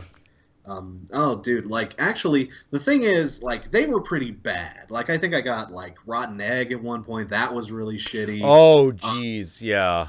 Canned dog food was another one that was really, really bad. But the worst thing I possibly could have done was right at the end of the stream, where I figured, you know what? Okay, I made it through the 2 hours. I gotta leave them with a bang, because that's what I do. I'm not just going to turn off the stream and just go away. That's not fair to the people who tuned in. Let me take a great big fuck-off handful of these things, pop them in my mouth, and just see how long we last. Let's see if we can swallow that. I think I had that handful in my mouth for like 2 seconds tops before I project. Thank God it wasn't on camera, but I was able to just barely make it to my bucket that I had prepped beside me just in case. And I just, like, launched those motherfuckers out of my mouth. Like, it was, like, God, if they'd been going any faster, they would have penetrated the plastic. Like, it was just, like, I'm having, like, Nom flashbacks of that flavor that was in my mouth. It was just, like, oh, God, it was like, it was probably a lot like licking the floor of the hole in the wall.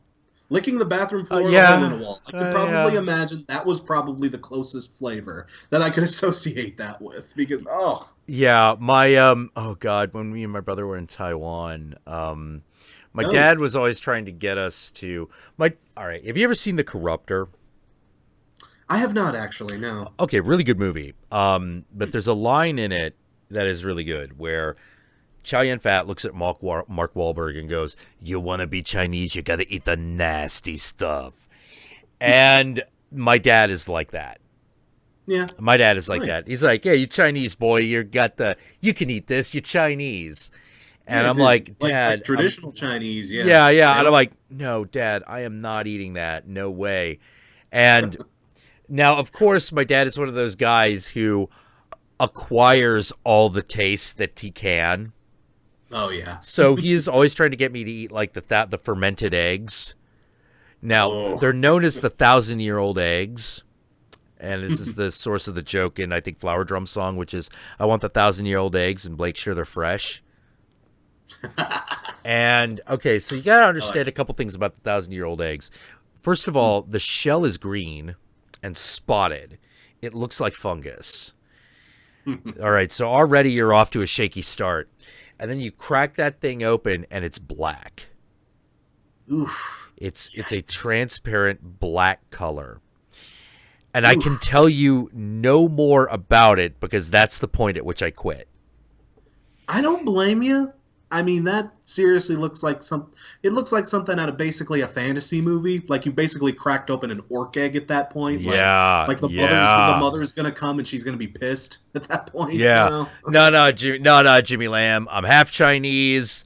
That's off the menu. I couldn't make it. Yeah. Oh, actually, Super Anime Girl 13 says that she's half Indian. Oh, my uncle is Indian. Uncle by marriage, but still. What part of the country is your Indian family from? And by Indian, she means Hindu, Oh, gotcha. essentially. I figured, yeah. Even though, even though she might not Mexican. actually be Hindu, but we basically red dot, not woo woo, Yeah. The old Family Guy joke. Yeah, red dot a woo woo, or blah blah. Yeah. blah blah. Yeah, I actually have a great fondness for the mythology of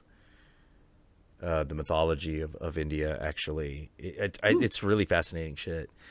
She says her dad. All right, Super Anime Girl says her dad was from Calcutta. Ooh. Wow, man, that is fucking. And she's That not- that's yeah. for real. Holy crap, Calcutta. Dude, Calcutta. Damn, That's- a writer I knew once described Calcutta as the pussy of the world.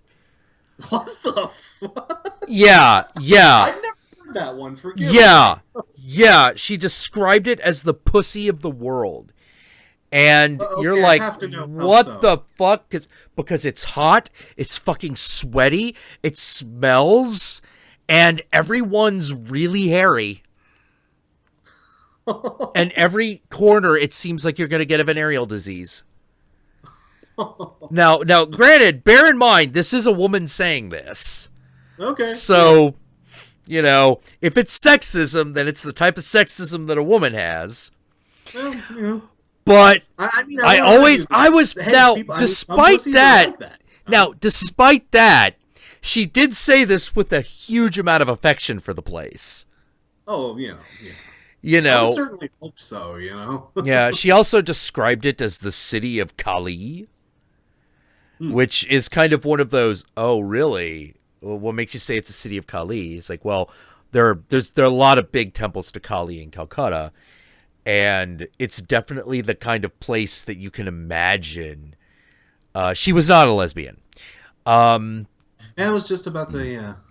Actually, It did turn out, however, that she was transgendered. So she is now a man, and now she is now he. Oh, okay. Yeah. So, yeah. She was just like, yeah, it's just the kind of place that you imagine the thuggy are just gonna fucking come out at any moment and just like fucking shank a guy and then disappear into the shadows. You know, it's got the highest infant mortality rate. It's got a really high suicide rate. You know, it's just a lot of depth. Now, this is back in the 90s. Yeah, a lot of depth. So she's like, yeah, it's the pussy of the world is the city of Kali. And the descriptions she's giving, I'm just like, this is amazing. I'm sure I want to see this city at least once. So I talked to my uncle Shalindra, and I asked him about it, and he was like, oh, yeah, it used to be like that. He's like, it used to be like that. Not no more. Yeah, everything is much cleaner, much nicer. No fun anymore. As all the fun goes away when you start cleaning a place up. And I fucking love my uncle Shalindra. And he's actually my reference point whenever I go into an Indian restaurant, because I always walk in and I'm like, Vindaloo. And they're like, sir, it's really hot. And I was like, my uncle is named Shalindra. And they're like, okay. Okay, got it. Yeah. You know, that's like walking into... Okay, he gets it. Yeah, he gets it. That's like walking into like a Chinese restaurant, ordering something really hot, and then telling someone, my family comes from Hunan. And they're like, oh, shit, we better turn it up. Yeah. Okay. Yeah, I like the fact that that little clue in that you're not just the clueless Yankee schmuck who's like, oh, I like me some hot stuff. I eat jalapenos all the time. Yeah. One of the things me and my friend Jim, who I mentioned earlier, did. Now we loved Red Dwarf, so when the minute we discovered what Vindaloo was, we were just always getting it, and that's how we acquired our taste for Indian spices.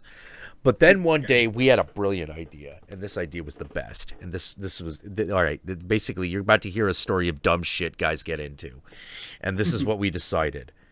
We ordered the chicken vindaloo, and then we both looked at the waiter, and Jim goes, "Dude, it's time." And I'm like, "Oh shit, you're right. It is time, just like we talked about." Okay. And then we turn to the waiter, and he's like, "All right, here's what we want. On top of the meal, we'll pay for it, but on top of the meal, just give us a pint glass of Vindaloo sauce, hot or cold, doesn't matter, and a bottle of lager. Whatever you got." Yes. And he was like, "Okay, what are you going to do?" Oh, dear. And so we sat there, you know, looking at each other, staring each other down. And it was like, all right, go. Grab the Vindaloo glass, drink as much as you can before you can't anymore. Or you explode. Yeah, like it's good. Just like put that down, drink the lager, and go back to the sauce as quickly as possible until it's gone. Neither glass was finished. I'll bet. Yeah. We have no idea who won, but I think technically we both lost. Yeah, no, I was just about to say, no, Jack, both of you lost that day. No. I know who won. I know who won that battle. I'll tell you who it was. The waitstaff. The waitstaff who got to watch you guys make complete asses of yourself. Oh, they my God. all have a great story about that, and they're all laughing their asses about it from people to this day. Oh, yeah, these two guys came in. They ordered a whole mug of the fucking sauce, and they drank it. Oh, God. Yeah. They were the ones who won. You provided them with that easy victory. Yeah, I still remember that. The restaurant's not there anymore, unfortunately. It was actually a really good one. It was one of those great places where, like, it was one of those great Indian restaurants where the buffet wasn't the bullshit. Like, usually, like, there are two levels of, like, Indian restaurant when it comes to the lunch buffet. Because this is how you judge the Indian restaurants, by the lunch buffet. And anyone who's a connoisseur of Indian restaurants knows what I'm talking about. You go there, and whatever they have in the buffet tells you what kind of restaurant this is. Now, if it is just fucking, like, fried vegetables and shit, leave. Yeah. Leave. You want to walk in and you want to see the buttered chicken. The fried vegetable got to be there, but that's bare minimum. They've also got to have the buttered chicken. They've also got to have, and this is how you know it's a really good place, the little sweet dessert balls. If Ooh, okay. that is on, yeah, if you look over and there's a plate of what looks like little fried, glazed, but wet dough balls that have been cooked, Okay. that's what I'm talking about. Those things are awesome. Those and if they have that at the lunch buffet, then that means these motherfuckers know how to cook. Yeah. And this place is going to be super good. Then their dinner buffet is going to be much better. Yeah, they're exactly. Going to bring out the A game for dinner. So, Exactly. Like this is just like we just get started. And yeah, that's how you know a really good one. Now, not every Indian restaurant has a buffet, and ironically, probably the best one in the city doesn't because it's not open for lunch. It's the India Clay Oven. Gotcha. Yeah, they only serve dinner, and it's amazing. But usually you can tell, yeah. A super anime girl is saying, "Damn it, now I want Indian food, and now I gotta call my dad." Yeah, do it. Yeah, now you're making me hungry too, guys. Yeah, whoa. And the tragedy is there aren't really any good Indian places in Indianapolis, really. Or at least I haven't found them yet. So. Oh man, there's so many good ones in the city. Oof. Beautiful. I'm jealous. I totally am. As well as Japanese. I actually haven't had Japanese in quite a while. My favorite, actually one of my favorite like spots in the city for noodles is called Tampopo, named after the movie that is about the opening of a noodle restaurant. Oh, no kidding. Yeah. It's a really good movie. I recommend it. It's all about food and cooking. And it's all these little vignettes strung together between a meta-narrative of a woman opening up a noodle shop. Oh, nice. Yeah. And they're all great.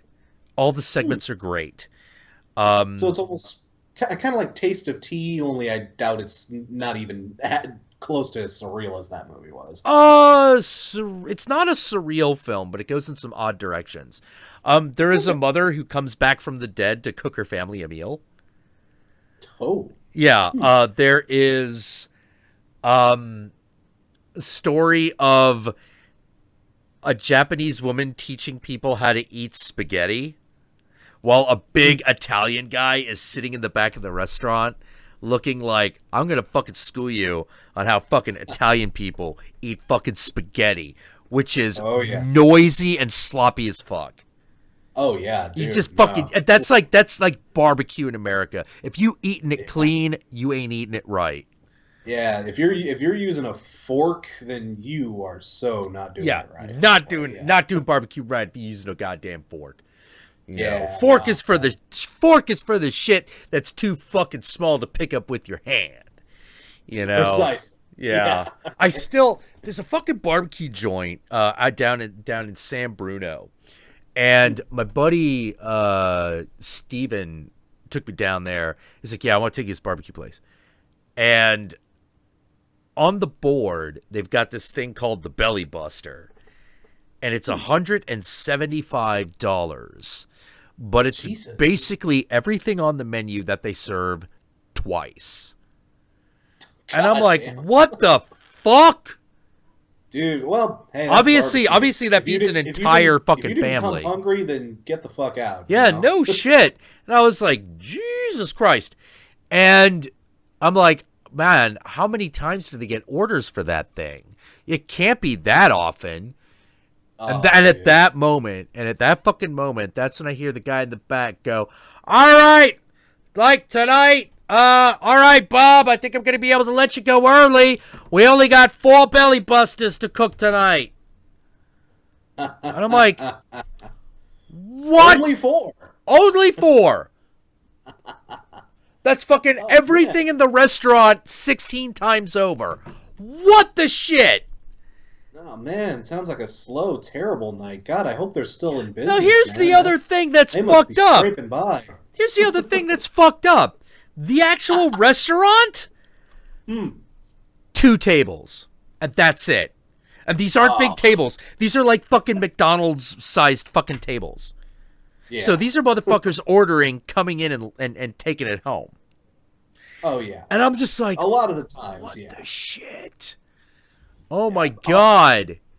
Yeah, but oh, dude. Well, that's the thing, dude. When it comes to barbecue, the tiny places are the places you want to go because they're the places that just, they're Oh the yeah. places that have their own unique recipes. They have their own spin on things. Tender love and care is going. The thing is, tender love and care is going into the food because it sure as hell isn't going anywhere else. Yeah, yeah, yeah. Like the dumpiest, most shittiest, hole in the walliest, dumpiest looking fucking barbecue joints have the best fucking goddamn food. They do. You know that stereotype that they put forward in House of Cards, that barbecue joint?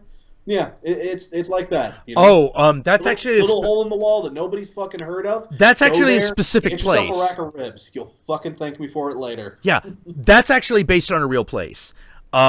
Deep in, I think it's deep in like Washington D.C. I think on the Virginia side. There's a barbecue joint that is like that is owned by a former Redskins quarterback. Oh, no kidding. Yeah. Now here's the freaky thing. Here's the thing that fucking my brain fucking exploded because my brother was like, "Oh yeah, done by a famous DC quarterback. I don't know sports, but I know the Redskins. I know what a quarterback is." Yeah. And so I'm eating it, and I'm expecting, and the owner comes out, and I'm expecting to see a black guy. No, he's like the one guy from the Washington Redskins in the last 20 years who was white. And I'm sitting there like, what the fuck? This destroys every previous notion of a good barbecue joint I've ever had, because my friend, a bunch of my friends, my friend Jace, black, was like, all right, we got to find a good barbecue joint. And I'm like, all right, well, how do you know? Have you been here before? And he's like, no, I got to tell you the secret. Best barbecue joint is going to be staffed by black people. None of them are going to be under 300 pounds. And the best soda they're going to have in the fucking freezer is Royal Crown. Oh, yeah. RC Fago. Cola. In the Midwest, that's Fago. Oh, okay. Got it. Your barbecue joint has fucking ICP soda in it. You're in a good barbecue joint. Oh, my God. But yeah. We were like... man, that sweet, sticky, syrupy fucking grape-ass. Yeah. Oh, God. Like, we gave... Okay, have you ever seen the Clerks cartoon? Oh, yeah, dude. Oh, okay. I love the Clerks cartoon. Yeah, so there's that first episode where Dante has to go to court. Yeah. And they find out all the jurors are black, and Randall's like, I got to find out how to talk to these people. And then he comes up and he's like, ladies and gentlemen of the jury, Dante Hicks is just like you. He knows what it's like to stand around and wait for your welfare check. He loves grape soda. And me and my buddy Jim are like, we're like, grape soda? Because we had never heard that. We had never heard that black people like grape soda up until this instant. And so we're like, Jace. He's like, yeah? Opinions on grape soda. Holy shit, you got grape soda? I'm like, oh my God. Oh, dude. Dude. And he comes in and he's like, where is it? I'm like, are you fucking shitting me? And he's like, there's no grape soda, is there? You lied to me. What is this about? And we're like, show him. And we do. And he's like, yeah. Grape soda's delicious. And he walks out. And then the entire time, the three of us were roommates. Every once in a while, and there was just a slow period, either me or Jim would walk up to Jace and go, Jace Mills is just like you. He loves grape soda. Oh, that is by the way, what I was going to say, your Randall from Clerks is actually very, very spot on. That's a great impression. Dude, I hate, I mean, that is a big thing, and, that's kind of like a thing in, the African-American community, but I can speaking from my experience, that's also more just, a below the poverty line kind of thing, because I grew up fairly poor, and the thing is, like, that cheap ass like grape and orange, those cheap ass fruit sodas were always super cheap, and they're always super on sale. Like, you can get like a fucking 12-pack of that shit for like $1.99 easy. Like, especially back in the day. So, dude, I drank me a ton of Faygo, a ton of like Cheerwine, a ton of what's it called, Knee High, dude. If you've ever had Knee High, I've never had Knee High. What the hell is that? Knee High's kind of the shit. Knee High is really pretty good too. Wait, hold on. Wait, do you know what Knee High is? Yeah, dude. Do? You don't know what Knee High is? What the fuck? Why am I the only person who doesn't know what this is? Racism. What? Yeah. Racism? Racism? Fucking. Fucking. Dude, hey, All right, so apparently my wife is accusing me of racism. Because I don't know what Knee High is. So, white boy, educate me so I can accuse myself of racism. What the fuck is Knee High? Dude, Knee High, it's just like a super ridiculously sweet like fruit soda. They sell it in grape and orange and I think strawberry, and yeah, it's like nothing but just like sugar, and it's like one of Dave Chappelle's bits. It's nothing but like sugar and purple. And like it's sugar water purple. Sugar water purple. Yeah, sugar water carbonation purple. That's basically all it is. You can get like a fucking like liter of the stuff for like 75 cents at any sketchy looking convenience store. And the shit is fucking tasty. It's tasty. It's great. It's wonderful. It'll give you diabetes like in a second. What the fuck? What the but fuck? It's tasty as shit, man. Oh yeah. Dude, you know, there's a chance that might be like an East Coast thing. I'm not. I mean, I'm pretty sure that's probably on the West Coast. Oh no. That's. That's. No. Okay, that's Knee High. Okay, Knee High. The Knee High I know does not come in a glass bottle. Let me show you what Knee High is. Okay, because we've also got Knee-High this shit. Let me look it up. No. Okay, here we go. This is Knee High. Let me just pull that over here in the chat. Let me drop it in the Skype for you. Oh my god. Dum-dum. We're in the shit now, people. We are in the shit deep. Shit. I gotta say, brief aside, I wanted to mention this earlier. I kind of like the fact that Knee High. I kind of like the fact that the oh my god, that the chat is unofficially calling itself the Slut Pit. I appreciate this. I saw that floating around. That's yeah. That is. I love that. That's yeah. special. See, that is Knee High. With What the fuck? God damn it! What the purple fuck? thing. That yeah, dude. And that 2 liter right there. that 2 liter I that just sent fucking thing looks like it's made of asbestos. It probably is. Oh my god! It probably totally is. And the thing is, dude, that little jug That looks right like there, pure fucking kidney damage. Yeah, that is kidney damage in a bottle. Like you're getting diabetes just looking at it. But dude, here's 2 things. That thing tastes fucking wonderful, especially if you got a sweet tooth. Especially the peach. The peach is actually pretty good. And that is like diabetes in a bottle, and that 2 liter bottle right there. Actually, that might be a 3 liter bottle. Come to think of it, no, it's probably not. That's probably a safe bet. Call it a 2 liter. That's probably like 88 cents. Like it's no more than $1. Yeah, dude. Dude. If you're on a super tight budget, like if you like I say, I drink a lot of this stuff just because my family. All right, hold on. I gotta see if I can find this. Oh yeah, go ahead and fact check me on that. Okay. I'm sure you can find this. No, it's not that. But if you ever come to San Francisco, then we're Abel fucking. Coronado Jr. confirmed it's a 3 liter. Thank you very much, Abel. Okay, I'm sorry, Jack. Go right fucking, ahead. of course, Abel was gonna know that. God damn it! Oh man, I love Abel. Yeah. All right, we'll get you one of these. Okay. All right, you see that? Brainwashed soda. That's what is this? blue. Brainwash? It's blue is what it is. Oh, okay. It's a all right. So get this. This is what brainwash soda is.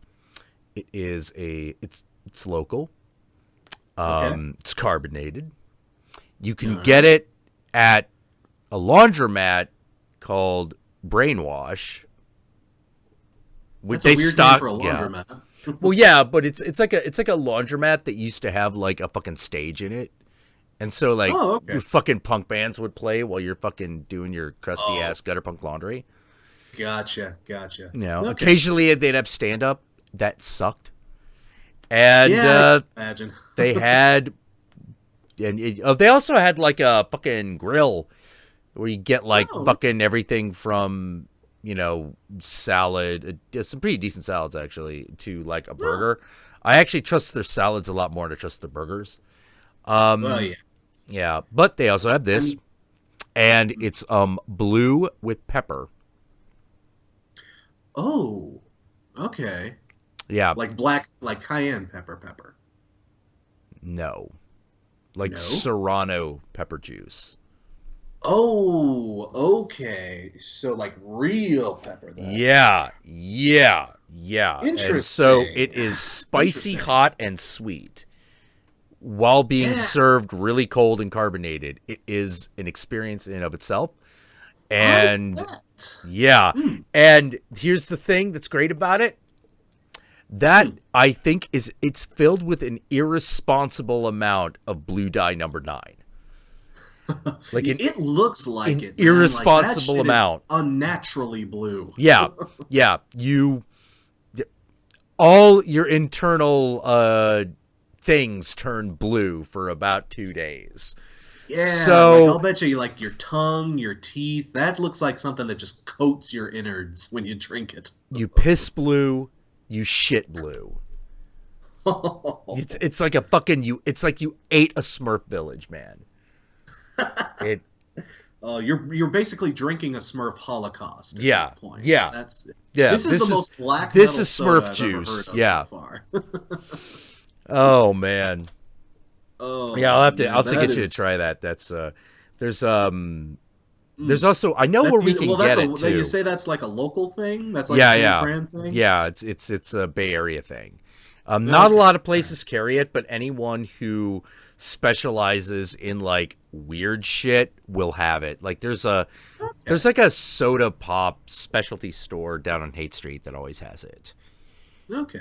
Because if it gets like around anywhere, I'm sure I could find that somewhere in the Midwest. I mean, we have our. It might like Brainwash Soda web page. It's a fucking Bay Area thing. It probably has a web page. Vintage Soda Company. No, I need like. Oh no, that's a wholesale thing. I don't need wholesale. I need. Excuse me. Brainwash, All right, god damn it. Like, I mean, there's not an actual fucking. Why of all goddamn things would this not have a website? It's probably through their distributor. You'll probably have to look on the label and find out who actually bottles the shit. Yeah. I remember when we discovered that you could order a fucking 20-pound brick of silly putty direct from fucking Mattel. Man, yes. I did not know this. Yes, you can. Bulk silly putty. You did not realize how many options you have. Yeah, 5-pound block of silly putty is available at Crayola.com. So you go to Crayola.com and come on, where's the silly putty? I need your damn crayons, you bastards. Shop by category.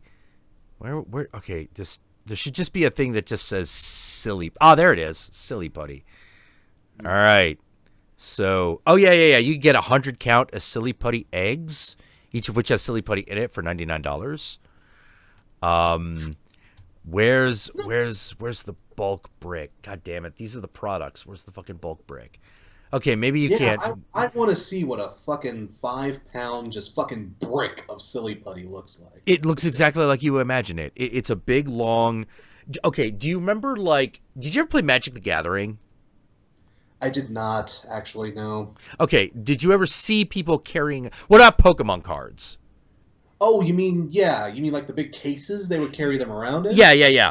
All right, a 5-pound block of city putty is about the size of a medium-sized card box. And it's just full of silly. Yeah, and it comes in a box that has like wax lining all on the inside.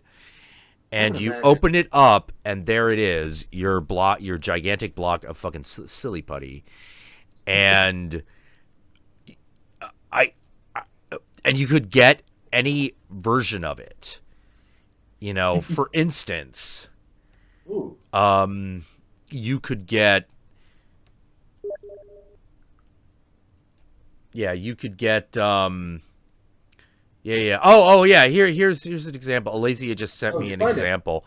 Now, this is the basic pink blob of fucking silly putty. Okay. Yeah, that's the 5-pound amount sitting next to the standard egg. But what you didn't realize is that there is silly putty that changes colors. There is silly putty that is mood ring like. Really. Like, no shit. No joke. Well, I think my favorite is probably the one that changes colors. Because, like, that gets really weird. You're like, okay, it's orange. Holy shit, now it's purple. You know, like that kind of shit as you stretch it out. And when it comes back together, the color changes back. You know, really cool. But this was the kind of retarded shit that, like, people in the Bay Area would get up to when you just at work. Because someone goes like, silly putty put up a website. Okay, we can get a 5-pound brick of silly putty. Oh, cool. That's kind of neat. Did you know that there is magnetic silly putty? Did you know that? You're like, what? No, bullshit. No, you're fucking bullshitting me. No joke. There is. Yeah. And so I'm like, yeah. Your inner kid is just like, you need all of it. You need all the silly putty, you know, and you're like, why do I need all the silly putty? It's, oh, geez. Here's a guy who bought, like, I think this looks like, Alazia says that this is like 100 pounds or something. Oh, Jesus. Oh, my God. Hold on. Let's see. 250 pounds of silly putty. What does 250 pounds of silly putty looks like? What does that look like? It looks like that. Oh. Check it out. Check it the fuck out. Just yet. God, the suspense is killing me. Jeez. Yeah. That's what it looks like. It looks fucking. God, it looks like he looks like he's like stacking bricks of cocaine. Yeah. Like, yeah. So if that's like the 250 pound, each one of those is like got to be like 25 pounds. So they come in blocks of 25 pounds. And so like they arrive in those brick boxes and he's just stacked them up.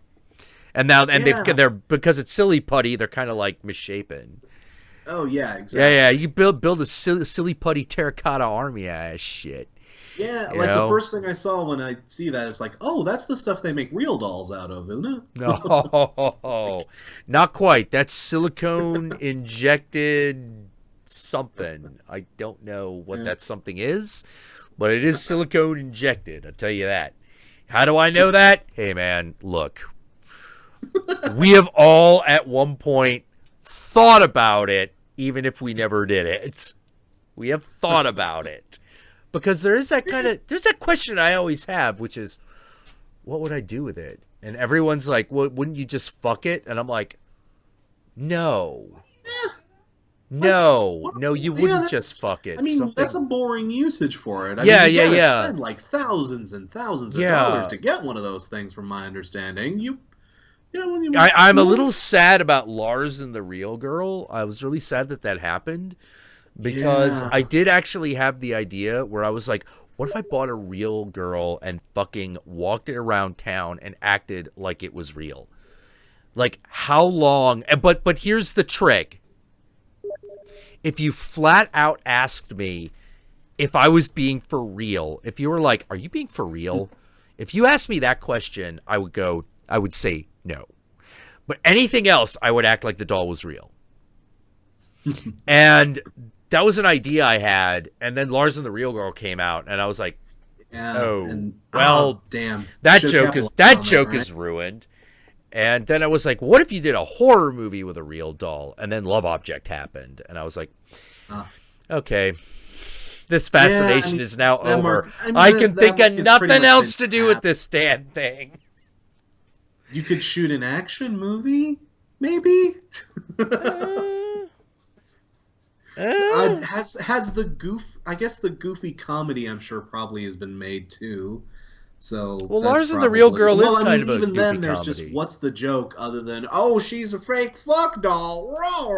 Even Adam Sandler probably couldn't stretch that bullshit out. Well, have you seen Lars and the Real Girl? What's that? Have you seen Lars and the Real Girl? I have seen Lars and the Real Girl. I'm not sure I'd call that a comedy necessarily. It's quirky. It's very quirky. It's an awkwardy. It's awkwardy, yeah. Yeah. It's like it's not. Yeah. Well. Horror Gurus apparently got a suggestion. Horror Gurus apparently got a suggestion. We'll remake Mannequin, except they're only alive in the main character's head, and to everyone else, they're real dolls. See, that's, wait. So wait a minute. You're suggesting more than one at a time. Ooh. Oh, there's an interesting take. Ooh, Mannequin 3. Mannequin shit. 3. Ooh. Dude, okay, only Josh knows what this means, but there is, now that I think about it, there is Dolly. That Dolly could work for Dolly. Dolly's a code name for a project we were thinking of. Okay.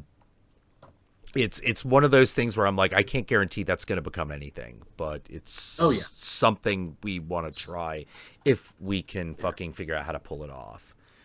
It's one of those ideas in alpha. Yeah, super alpha. Like the big problem. It's one of those, we're pretty sure the idea is really super solid. The problem is actually, it's one of those things that you need a lot of shit to do. Like more than we just have, you know? Oh yeah. No, but believe me, dude, I know the feeling. Yeah. I've had ideas like that too for my stuff. Yeah. So. I kind of wish that like, we were like, I kind of wish we could get access to like the actual Channel Awesome studio, because that would have everything we need. At that point, all we need to do is like hire people to do shit, which would still be a problem. But you know, don't we fucking all wish we had those facilities? You know, there's something like them. Yeah. So, I know I'd kill for just just a corner of studio space, dude. What I wouldn't do for one extra room in this apartment, you know. Dude, I feel your pain there. My apartment is literally a 2-room. I have a giant fucking living space that's supposed to serve as a kitchen and a tiny little bedroom, and that's it. Like if you watch enough Rock Critic videos, you will literally see every inch of my fucking apartment. Do you live by yourself? Do you have roommates? I live by myself. Well, that's something at least. Yeah. I mean, it's, it does. I mean, considering what I have to do for some of my Rock Critic shoots, I mean, it's a good thing I live alone, because some of that shit could get annoying really quickly. Yeah. Oh, Anime Girl is like, she wants to see me do a crossover with Nostalgia Critic. Well, the funny thing is that while there's not any official plans, if that possibility came up, I know what I would do. I know what it would be. But it would require the actual like studio to be behind it, because it would require a lot of work. But it would possibly be the best video ever created from Channel Awesome and involve a lot of people. But the whole idea with that is Count Jackula and the Ghoul, which is Linkara's Long Box of the Damned character, join forces to fucking run Nostalgia Critic through Creepshow. Ooh, that would be nice. Yeah, like that's the idea. Would be cool. Yeah, but I'd that's watch that. yeah. I'd watch Tons of people would watch that one. But that's one of those, it only works if everyone's willing to put in a lot of fucking work on it. Because a lot of those bits they got to be done absolutely right. Otherwise, it's not going to fucking work. And that means a lot of people got to be on set. Because I was going through the logistics of some of the scenes, and I'm like, there's no way to do this except on set. Because if we did this with digital effects, it wouldn't be fucking funny. You know? Yeah, exactly. The funny part of this is actually doing this stuff.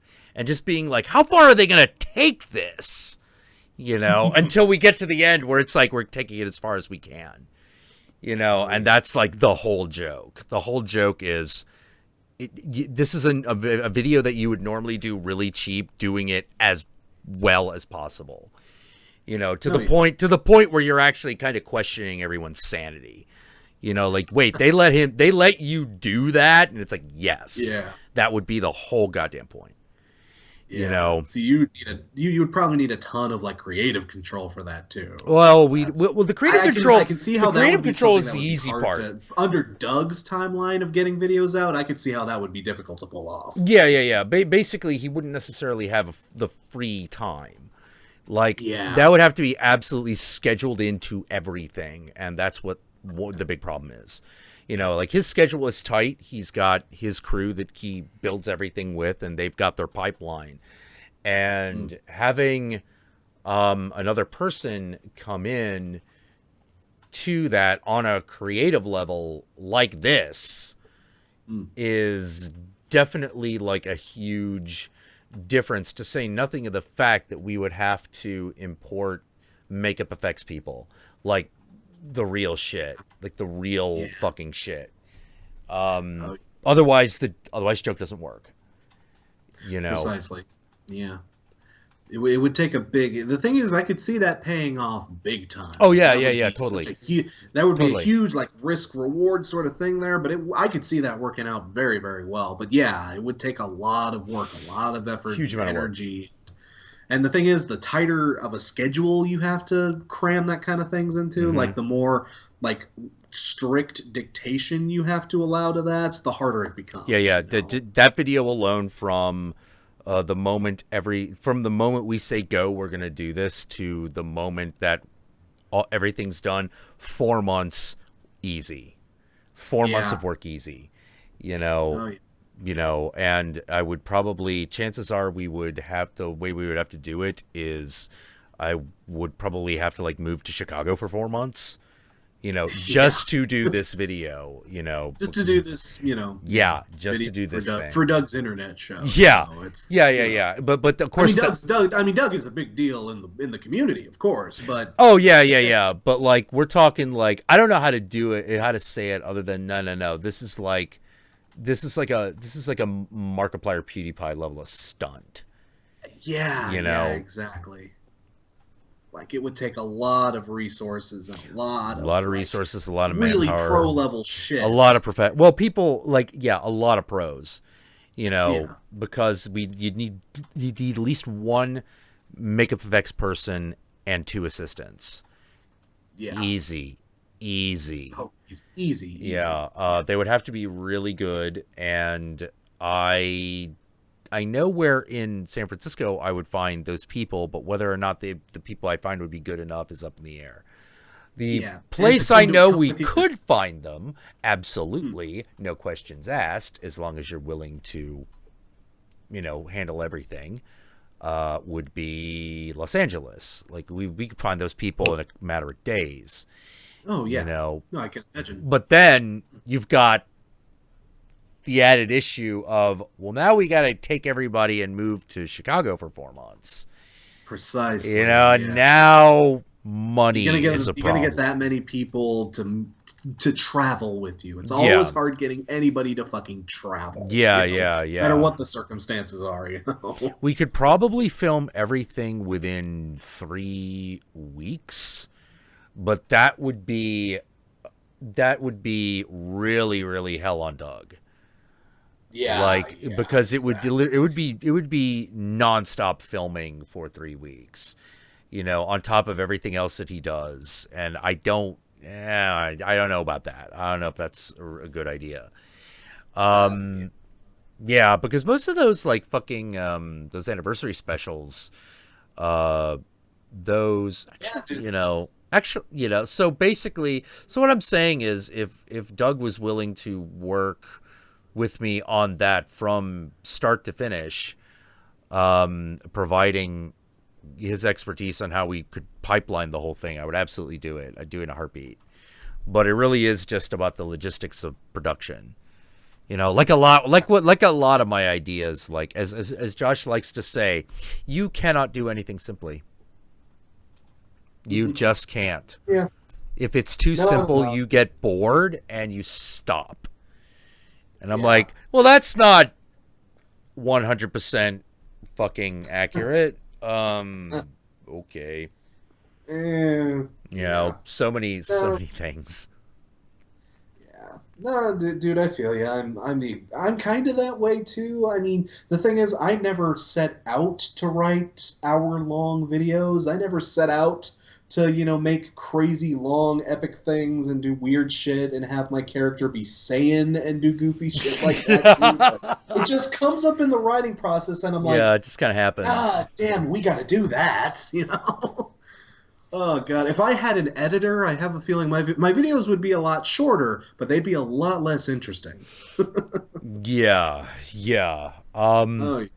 No, I feel you, dude. I gotta go for broke in pretty much everything I do. Too. Yeah. If you're not doing that, then why are you even doing it? Yeah, I hate all the projects that never. I always hate all the projects that never got completed. And some of them got completed. It got dropped really close to the finish line, but we just couldn't cross that final distance. Like that. That is sad. That's really sad. There are a couple times that happened, and my heart fucking broke. But it's always sad, especially when you pour so much resources. I mean, because when you're a person that pours everything you do into everything you have into everything you do, when you lose shit, it's all that more heartbreaking because it's, not like at least I only lost this much, or, you don't get to cut your losses. You just lost a big part of your work effort. You lost a big part of yourself there when that happens. Dude, this is one of those things that I almost hate to tell people this because they don't fucking believe me when I say it. But it is, I promise you, it's 100% true. I can even show you evidence. If we were on webcam, I actually totally could show you evidence of this. But I've written 2 novels. The thing is, one of them was so abortively bad and just so, really just terrible writing, terrible characters, unbelievable, hacky shit. I wrote it when I was still in college and still in my early 20s, and it shows. Ooh. Yeah, but the thing is, it's finished. It's pretty much a full novel that's pretty much, it doesn't have its last few chapters necessarily, but, it got basically 95% done. Motherfucker is 350 pages long, actually, now that I think about it. Yes, that novel was so fucking bad I couldn't bear. I still have a copy of it just to remind myself of it. But yeah, I got that that. You fucking look at that thing and you're like, you are why I failed in life. Yeah. Oh no, dude. I can pick. Here's the thing. I can pick that thing up every once in a blue fucking moon. I'll get this weird sense of wistfulness, I still have that thing that I wrote back in the day. Let's take a peek at it. Let's see how it holds up. Was it really as bad as I thought it was? I'll get 2 chapters in and be like, you son of a bitch! I fucking hate, oh my god, if I had a time machine, I would go back in time and kick your fucking ass! Oh my god. Yeah, dude, that was the first novel I wrote. Okay? Oh, jeez. The second novel I wrote actually wasn't half bad. This is kind of weird. It was this. I did it for a NaNoWriMo of all things. You know what that is? Are you familiar? I do know. I am familiar with Yeah. NaNoWriMo. Yes. For those of you that aren't, NaNoWriMo is short for National Novel Writing Month. It's this goofy little challenge that some people like to do. Usually it's in November. They give you a word count, which is about the word count for a short novel, give or take. But you have 31 days to write it, basically the entire month of November. And if you can complete that word count in that time period, you can get like little tchotchke, little stickers, little stuff that says, "Oh, hey, it's more." Congratulations, you're cool. Yeah, it's more just like a bragging rights kind of bullshit kind of thing. It's like the Xbox achievement of the writing world. It doesn't mean shit, but it's a kind of nice thing to have. Yeah. My second novel actually got finished that way. I did it for a NaNoWriMo. And again, the thing was, it wasn't technically finished, but again, we were at 95%. I just had the last 3 chapters. I basically had to write the big finale. It wasn't half bad, I remember. It was about an elderly couple that break out of their nursing homes, steal an RV, and travel across the country. That sounds cool. Yeah, it had a decent enough premise behind that's good. it. That's a decent premise, yeah. Yeah, I mean, that's something you would probably check out at least, right? Yeah. At least, I would at least read the first page. Whether or not I read the second one would depend on the first one. Of course. Yeah, no, of course. But I've got a hook there. Yeah. The idea is that's a unique enough idea that you can pitch that based solely on the strength of the idea. There's a decent pitch to build around that idea. Yeah. And the thing is, and of course, because it's me, and I'm me with a goofy weird taste in rock music, the book was called Bob Cajun, and it was named after a Tragically Hip song, and there was this weird running motif where every single spot that they visited had a reference to the Tragically Hip. Either they would walk into a bar that was named after a hip song, or they would encounter like a character that was in a hip song. They would encounter that character or something or another. Like they encountered the policeman from Bob Cajun in one of the cities they traveled to. It was this weird sort of thing. It wasn't like plot centric. It wasn't necessary to the narrative necessarily, but it was just kind of my weird, because I was just super big into the Tragically Hip. That was just my way of incorporating it into the whole narrative. Oh my God! The thing is, I spent a lot of time, a lot of effort. This wasn't just some NaNoWriMo padding out. And how do I pad it out? The Grothnar's chest, which was very robust and filled with hair and very, very much like a barrel in these list of 13 different ways. It wasn't padded. I actually poured real tender love and care into this motherfucker. And I was able to finish it. I was able to finish it on by November 31st. So I got all my stupid tchotchkes. I got my stickers. I could probably dig up my JPEGs if I searched hard enough on my hard drive. But the thing is, once I finished it, I was exhausted, because I don't know if you've ever actually tried to write a novel in 30 days, but in 30 days, fucking hard. No. In 30 days, yeah, it's fucking hard. I was fucking absolutely worn the fuck out. I had no fucking energy in me. I couldn't even, as much as I liked it and was satisfied with it, I just wanted to put it down. I wanted to put it away, because this was basically my entire life for a month. I just wanted to do something. Every waking moment, yeah. Every waking goddamn moment was this book, and I wanted to do something that was not the fucking book for a while, so I put it on a hard drive, and came back to it around April of next year. I was like, you know what? Okay, I can look at this book again. Let's go. You know what? We've got our first draft. We've got our first draft out there. Let's go through it and make some, let's make some revisions. Let's see how we like it. The motherfucking hard drive corrupted. Oh. I didn't have it backed up anywhere. This was before cloud computing, so I couldn't save it in cloud. It's gone. It evaporated. Oh, it's too bad. I'm sorry, dude. Yeah, we lost the majority of the first 2 years of all of our footage of the Count Jackula. Yeah, for real. Like when the original backup drive died. Oh, dude. Yeah, I feel, dude, I'm sorry to hear that, man. Oh. Yeah. So a lot of people were like, "Hey, didn't you have an episode about this?" And I'm like, "Yeah, I'll put it up, but be warned, it's really shitty quality, but it's all we have."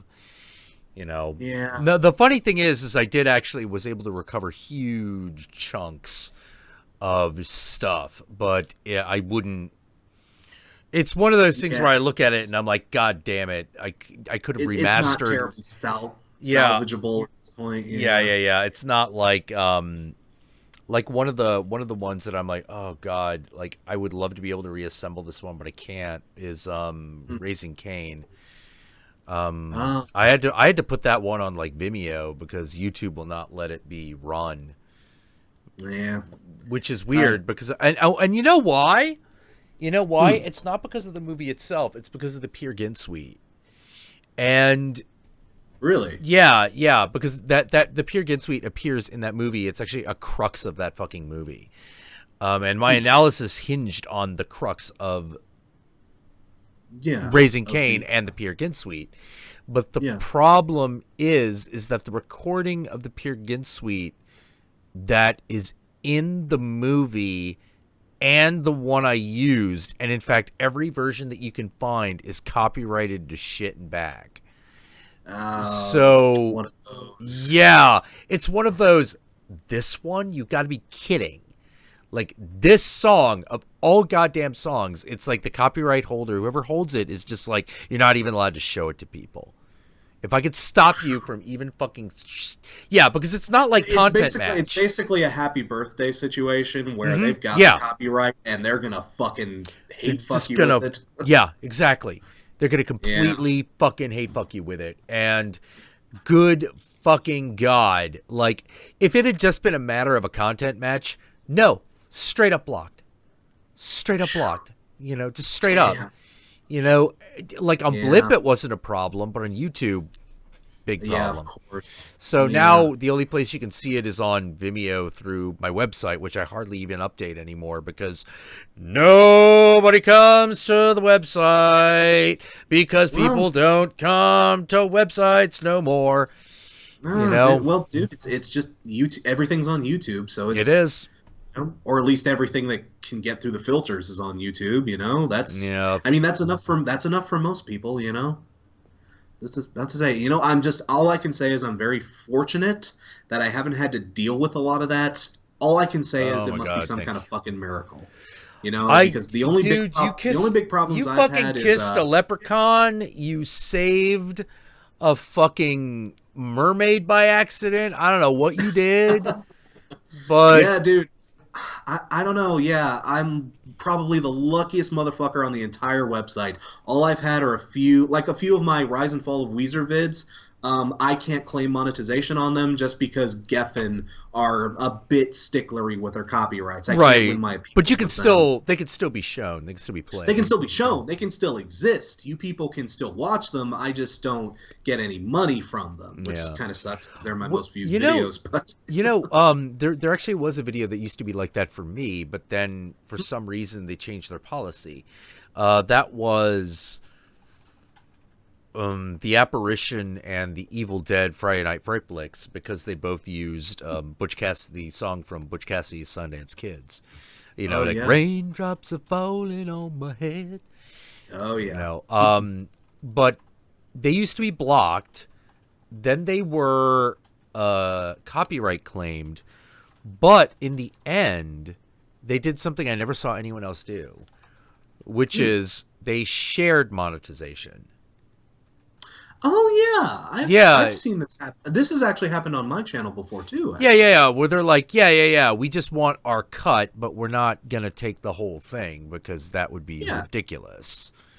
Yeah, I actually had you have a weird sort of half-colored $sign on your site. Yeah, and it says that monetization will be split between you, and a percentage will go to this copyright holder. Yeah, actually, of all the videos, one of my punk rock karaoke covers that I uploaded to my channel, one of the Dead Kennedys ones, had that happen. Yeah, I had a shared, the copyright record label, whatever, has hold of this. But they actually split it with me.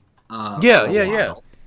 But then eventually they just, for whatever reason, they just threw up their whole copyright block and was, well, not a block, but they threw up their whole monetization claim. It was like, oh, we could share with you, but we're not gonna. You know, that broke my heart. Was that the? It was like, oh, okay, we have a nice understanding here now. That's very nice. Oh, you aren't gonna share anymore. Well, fuck you too. Well, yeah, that was how to put it, like. There's the Dead Kennedys are now kind of a separate entity from Alternative Tentacles, and that exactly. because every time I requested something from Alternative Tentacles, they just let me have it. You know, because I mean, now granted, I'm like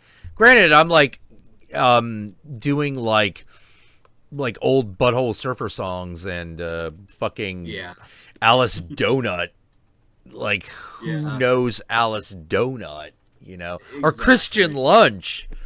Like, the funny thing was, like, like, I used the Christian Lunch song at the end of Targets, you know, which was the, like, you know, like, I'm feeling good, walk around my neighborhood, I'm having fun with my machine gun. Yeah, it's a song called Neighborhood Watch by Christian Lunch. And... I always remembered that one because I was like, this song is fucking great. The other one that I really liked that I haven't used yet was Lisa's Father by Alice Donut, which is a song all about a chick track. Yeah. I think I've heard that song, actually. Yeah. Oh, boy, I'm in the soup now! Yeah, okay. I know which one you're talking about. Yeah. But like it generally wasn't a problem to just be like, hey, I just want to put this in a YouTube video. Is that cool? And they'd be like, okay. You know? Yeah, no, dude, I know what you're talking about. When I did the Bad Religion full length on Into the Unknown, and in other videos I've mentioned Bad Religion and other bands from Epitaph is another label I've had to deal with. And the thing is, like, I think I've gotten... Like, I've used a lot of, like, actual video footage, a lot of actual song footage, and I very, very rarely get anything from them. But anytime I've, like, you know, filed something against a claim, they're always, like, I get those resolved literally within, like, 1 or 2 days. Like, they don't sit around on it. They just go ahead and, okay. They just go ahead and release them, you know? Oh, man. Super easy work with Epitaph. Dude. Guys, you know what? Go buy more Epitaph records because they are super cool to us YouTubers. At least now they are. So, you know what? That's me paying it. That's me paying it forward, Epitaph. You were cool to me, so I will be cool to you. Go out and buy a bunch of Bad Religion records, kids. Yeah. You should be buying Bad Religion records anyway because they're all really, really good. Dude, that fucking like song 21st Century Digital Boy, Jesus Christ, was that spot on. Oh, hell my yes. God. It's one of those things where every time I go back to that song, I'm like, Jesus fucking Christ. This was not just right. This was 100% right. Yeah. How this the was fuck? Fucking knows, dude. And that was, Jesus Christ, that was originally on Against the Grain. When did that album come out? That was like 96, you know, like. No, it was older than that. It was probably earlier than that. Yeah. Against the Grain was... Oh, right after No Control, so like 92, maybe 93? Yeah, Against the Grain, 90. 90? 90. 90. Yeah. Dude, they called that shit 26 years. Yeah, they did. They absolutely did. Oh, dude, God, so bravo, weird. Dr. Graffin, bravo, man. No kidding. Now, he's a doctor of mathematics, right? Or is it English? No, he is actually a doctor of anthropology. No, archaeology. You know what? Let me look it up. Okay. Because he is. It's not anything you would immediately go to. Yeah. But he. Well, the thing is, he is. I want to say like paleontology or something, but it's. Oh, let me just look that up. Solo career, academia, zoology. Zoology? Zoology. Oh. Yes, his PhD dissertation being in zoology, supervised by William B. Provine at Cornell. Yes. Wow. So, yeah. Wow. Yeah, the thing is, and from what I heard, he may have stopped doing this recently, but I mean the story from at least like 5 years back, because I remember reading this in his book, or his first book, Anarchy Evolution, was he actually between touring with Bad Religion, he actually teaches at Cornell. And he actually teaches he taught 2 classes, one of which being the super early introductory sort of, intro to basic zoology, something you take for like your liberal arts credit, Right.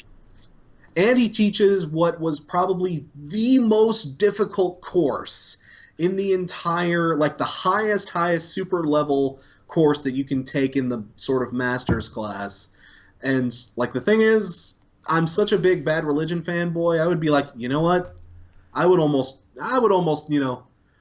like, can you like write in a class? Can I like take one for like not credit just so I can show up and say, yeah, I took a class from Greg fucking Graffin. Yeah, I know, dude.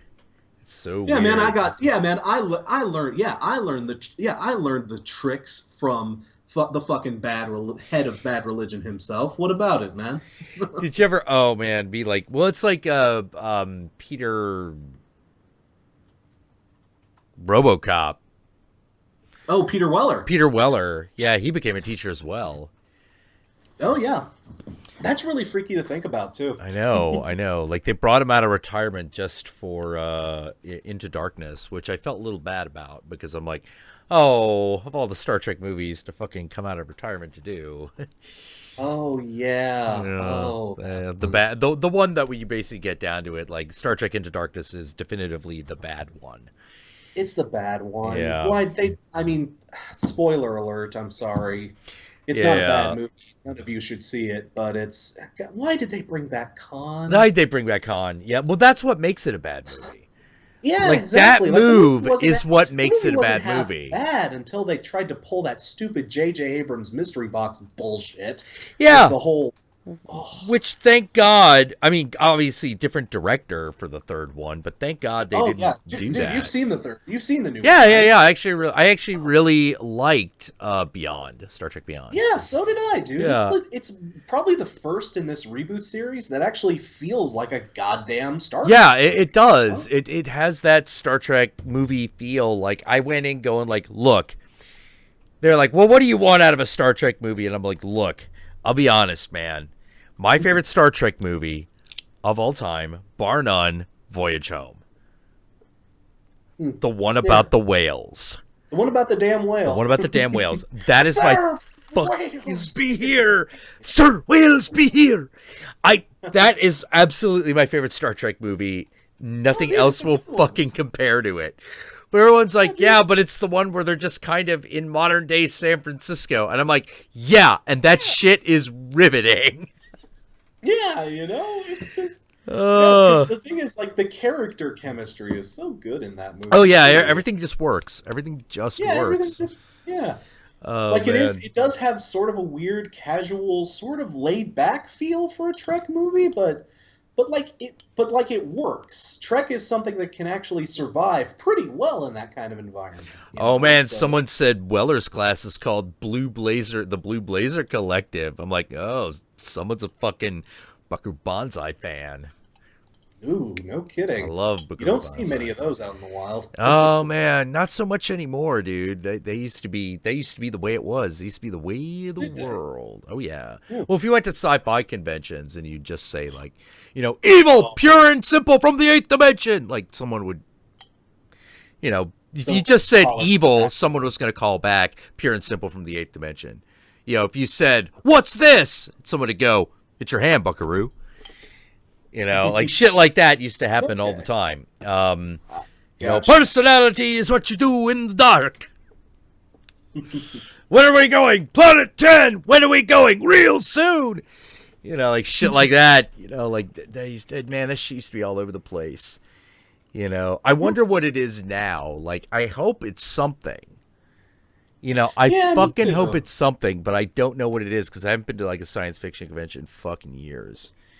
Yeah, I don't think I've ever been to proper sci-fi con, you know, something that was just exclusively sci-fi. Yeah, I have no idea, man. I have no idea what the health of like the convention scene is, because the only cons I've really gone to in the last like couple of years have been MagFest like and horror. Cons, you know? Yeah, MagFest and like horror shows. Yeah. And horror shows are pretty much what they've always been. Like they've kind of there's something kind of beautifully timeless about them. You know, because when you're in the horror fandom, you're fucking in for life. You know, it's not. One does not it's go not through like Rob Zombie once said about his music, or about Slayer's music. You know, there's not that guy that's like, oh, I went through a summer where I was into Slayer. No, Slayer fans are the ones that have it carved into their arm. Yeah. Horror fans are like that. Yeah.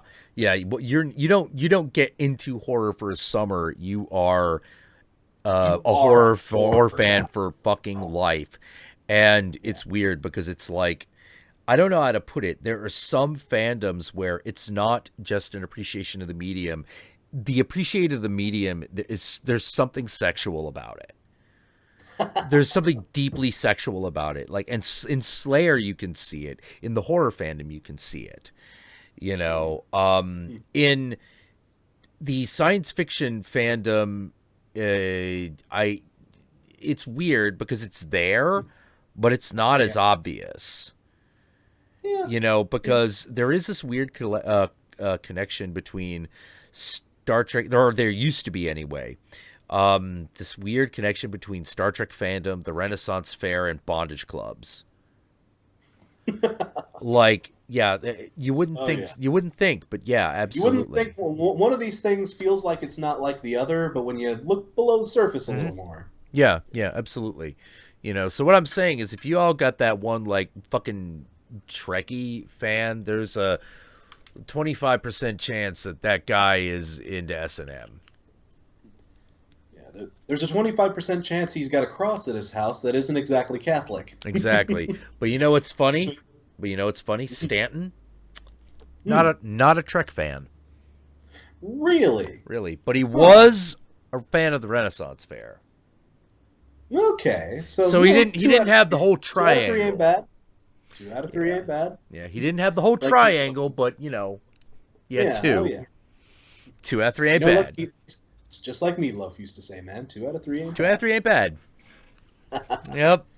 Dune fans Jack, never die. On that note, I hate to bring it up, but dude, I actually have a day job I have to go to in the morning. It's 1 o'clock over here, son of a bitch. I hate to jump off because I'm having a great time, man. But I'm sorry, I absolutely have to bail, guys. I've got stuff to do. All right, tell you what, we will say goodnight to Crash. We'll take a brief break, and then we will go for at least a little bit longer. I will either bring someone else on, or we'll just talk. But before you go, Crash, plug your station.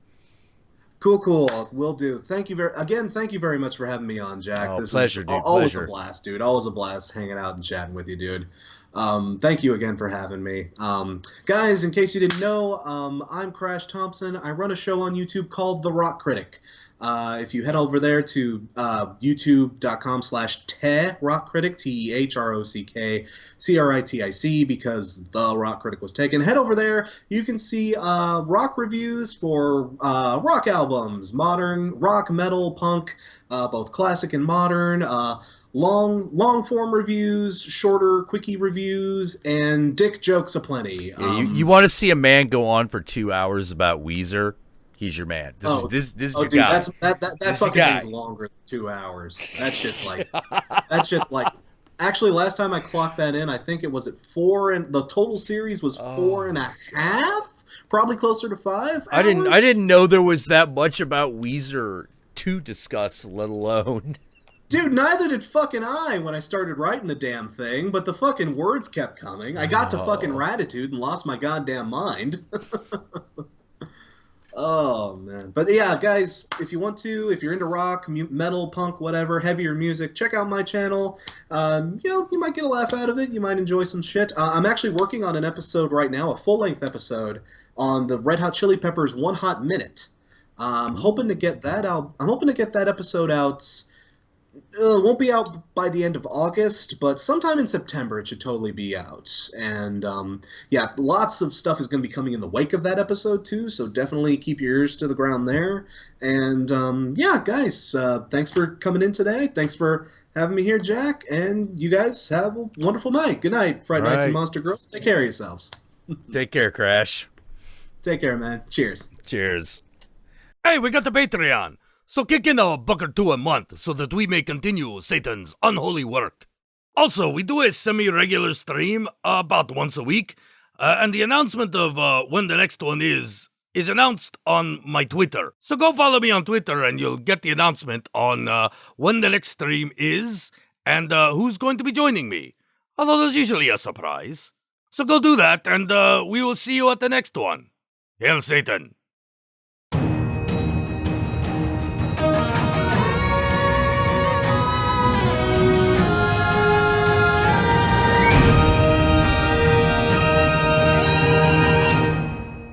Hail Satan.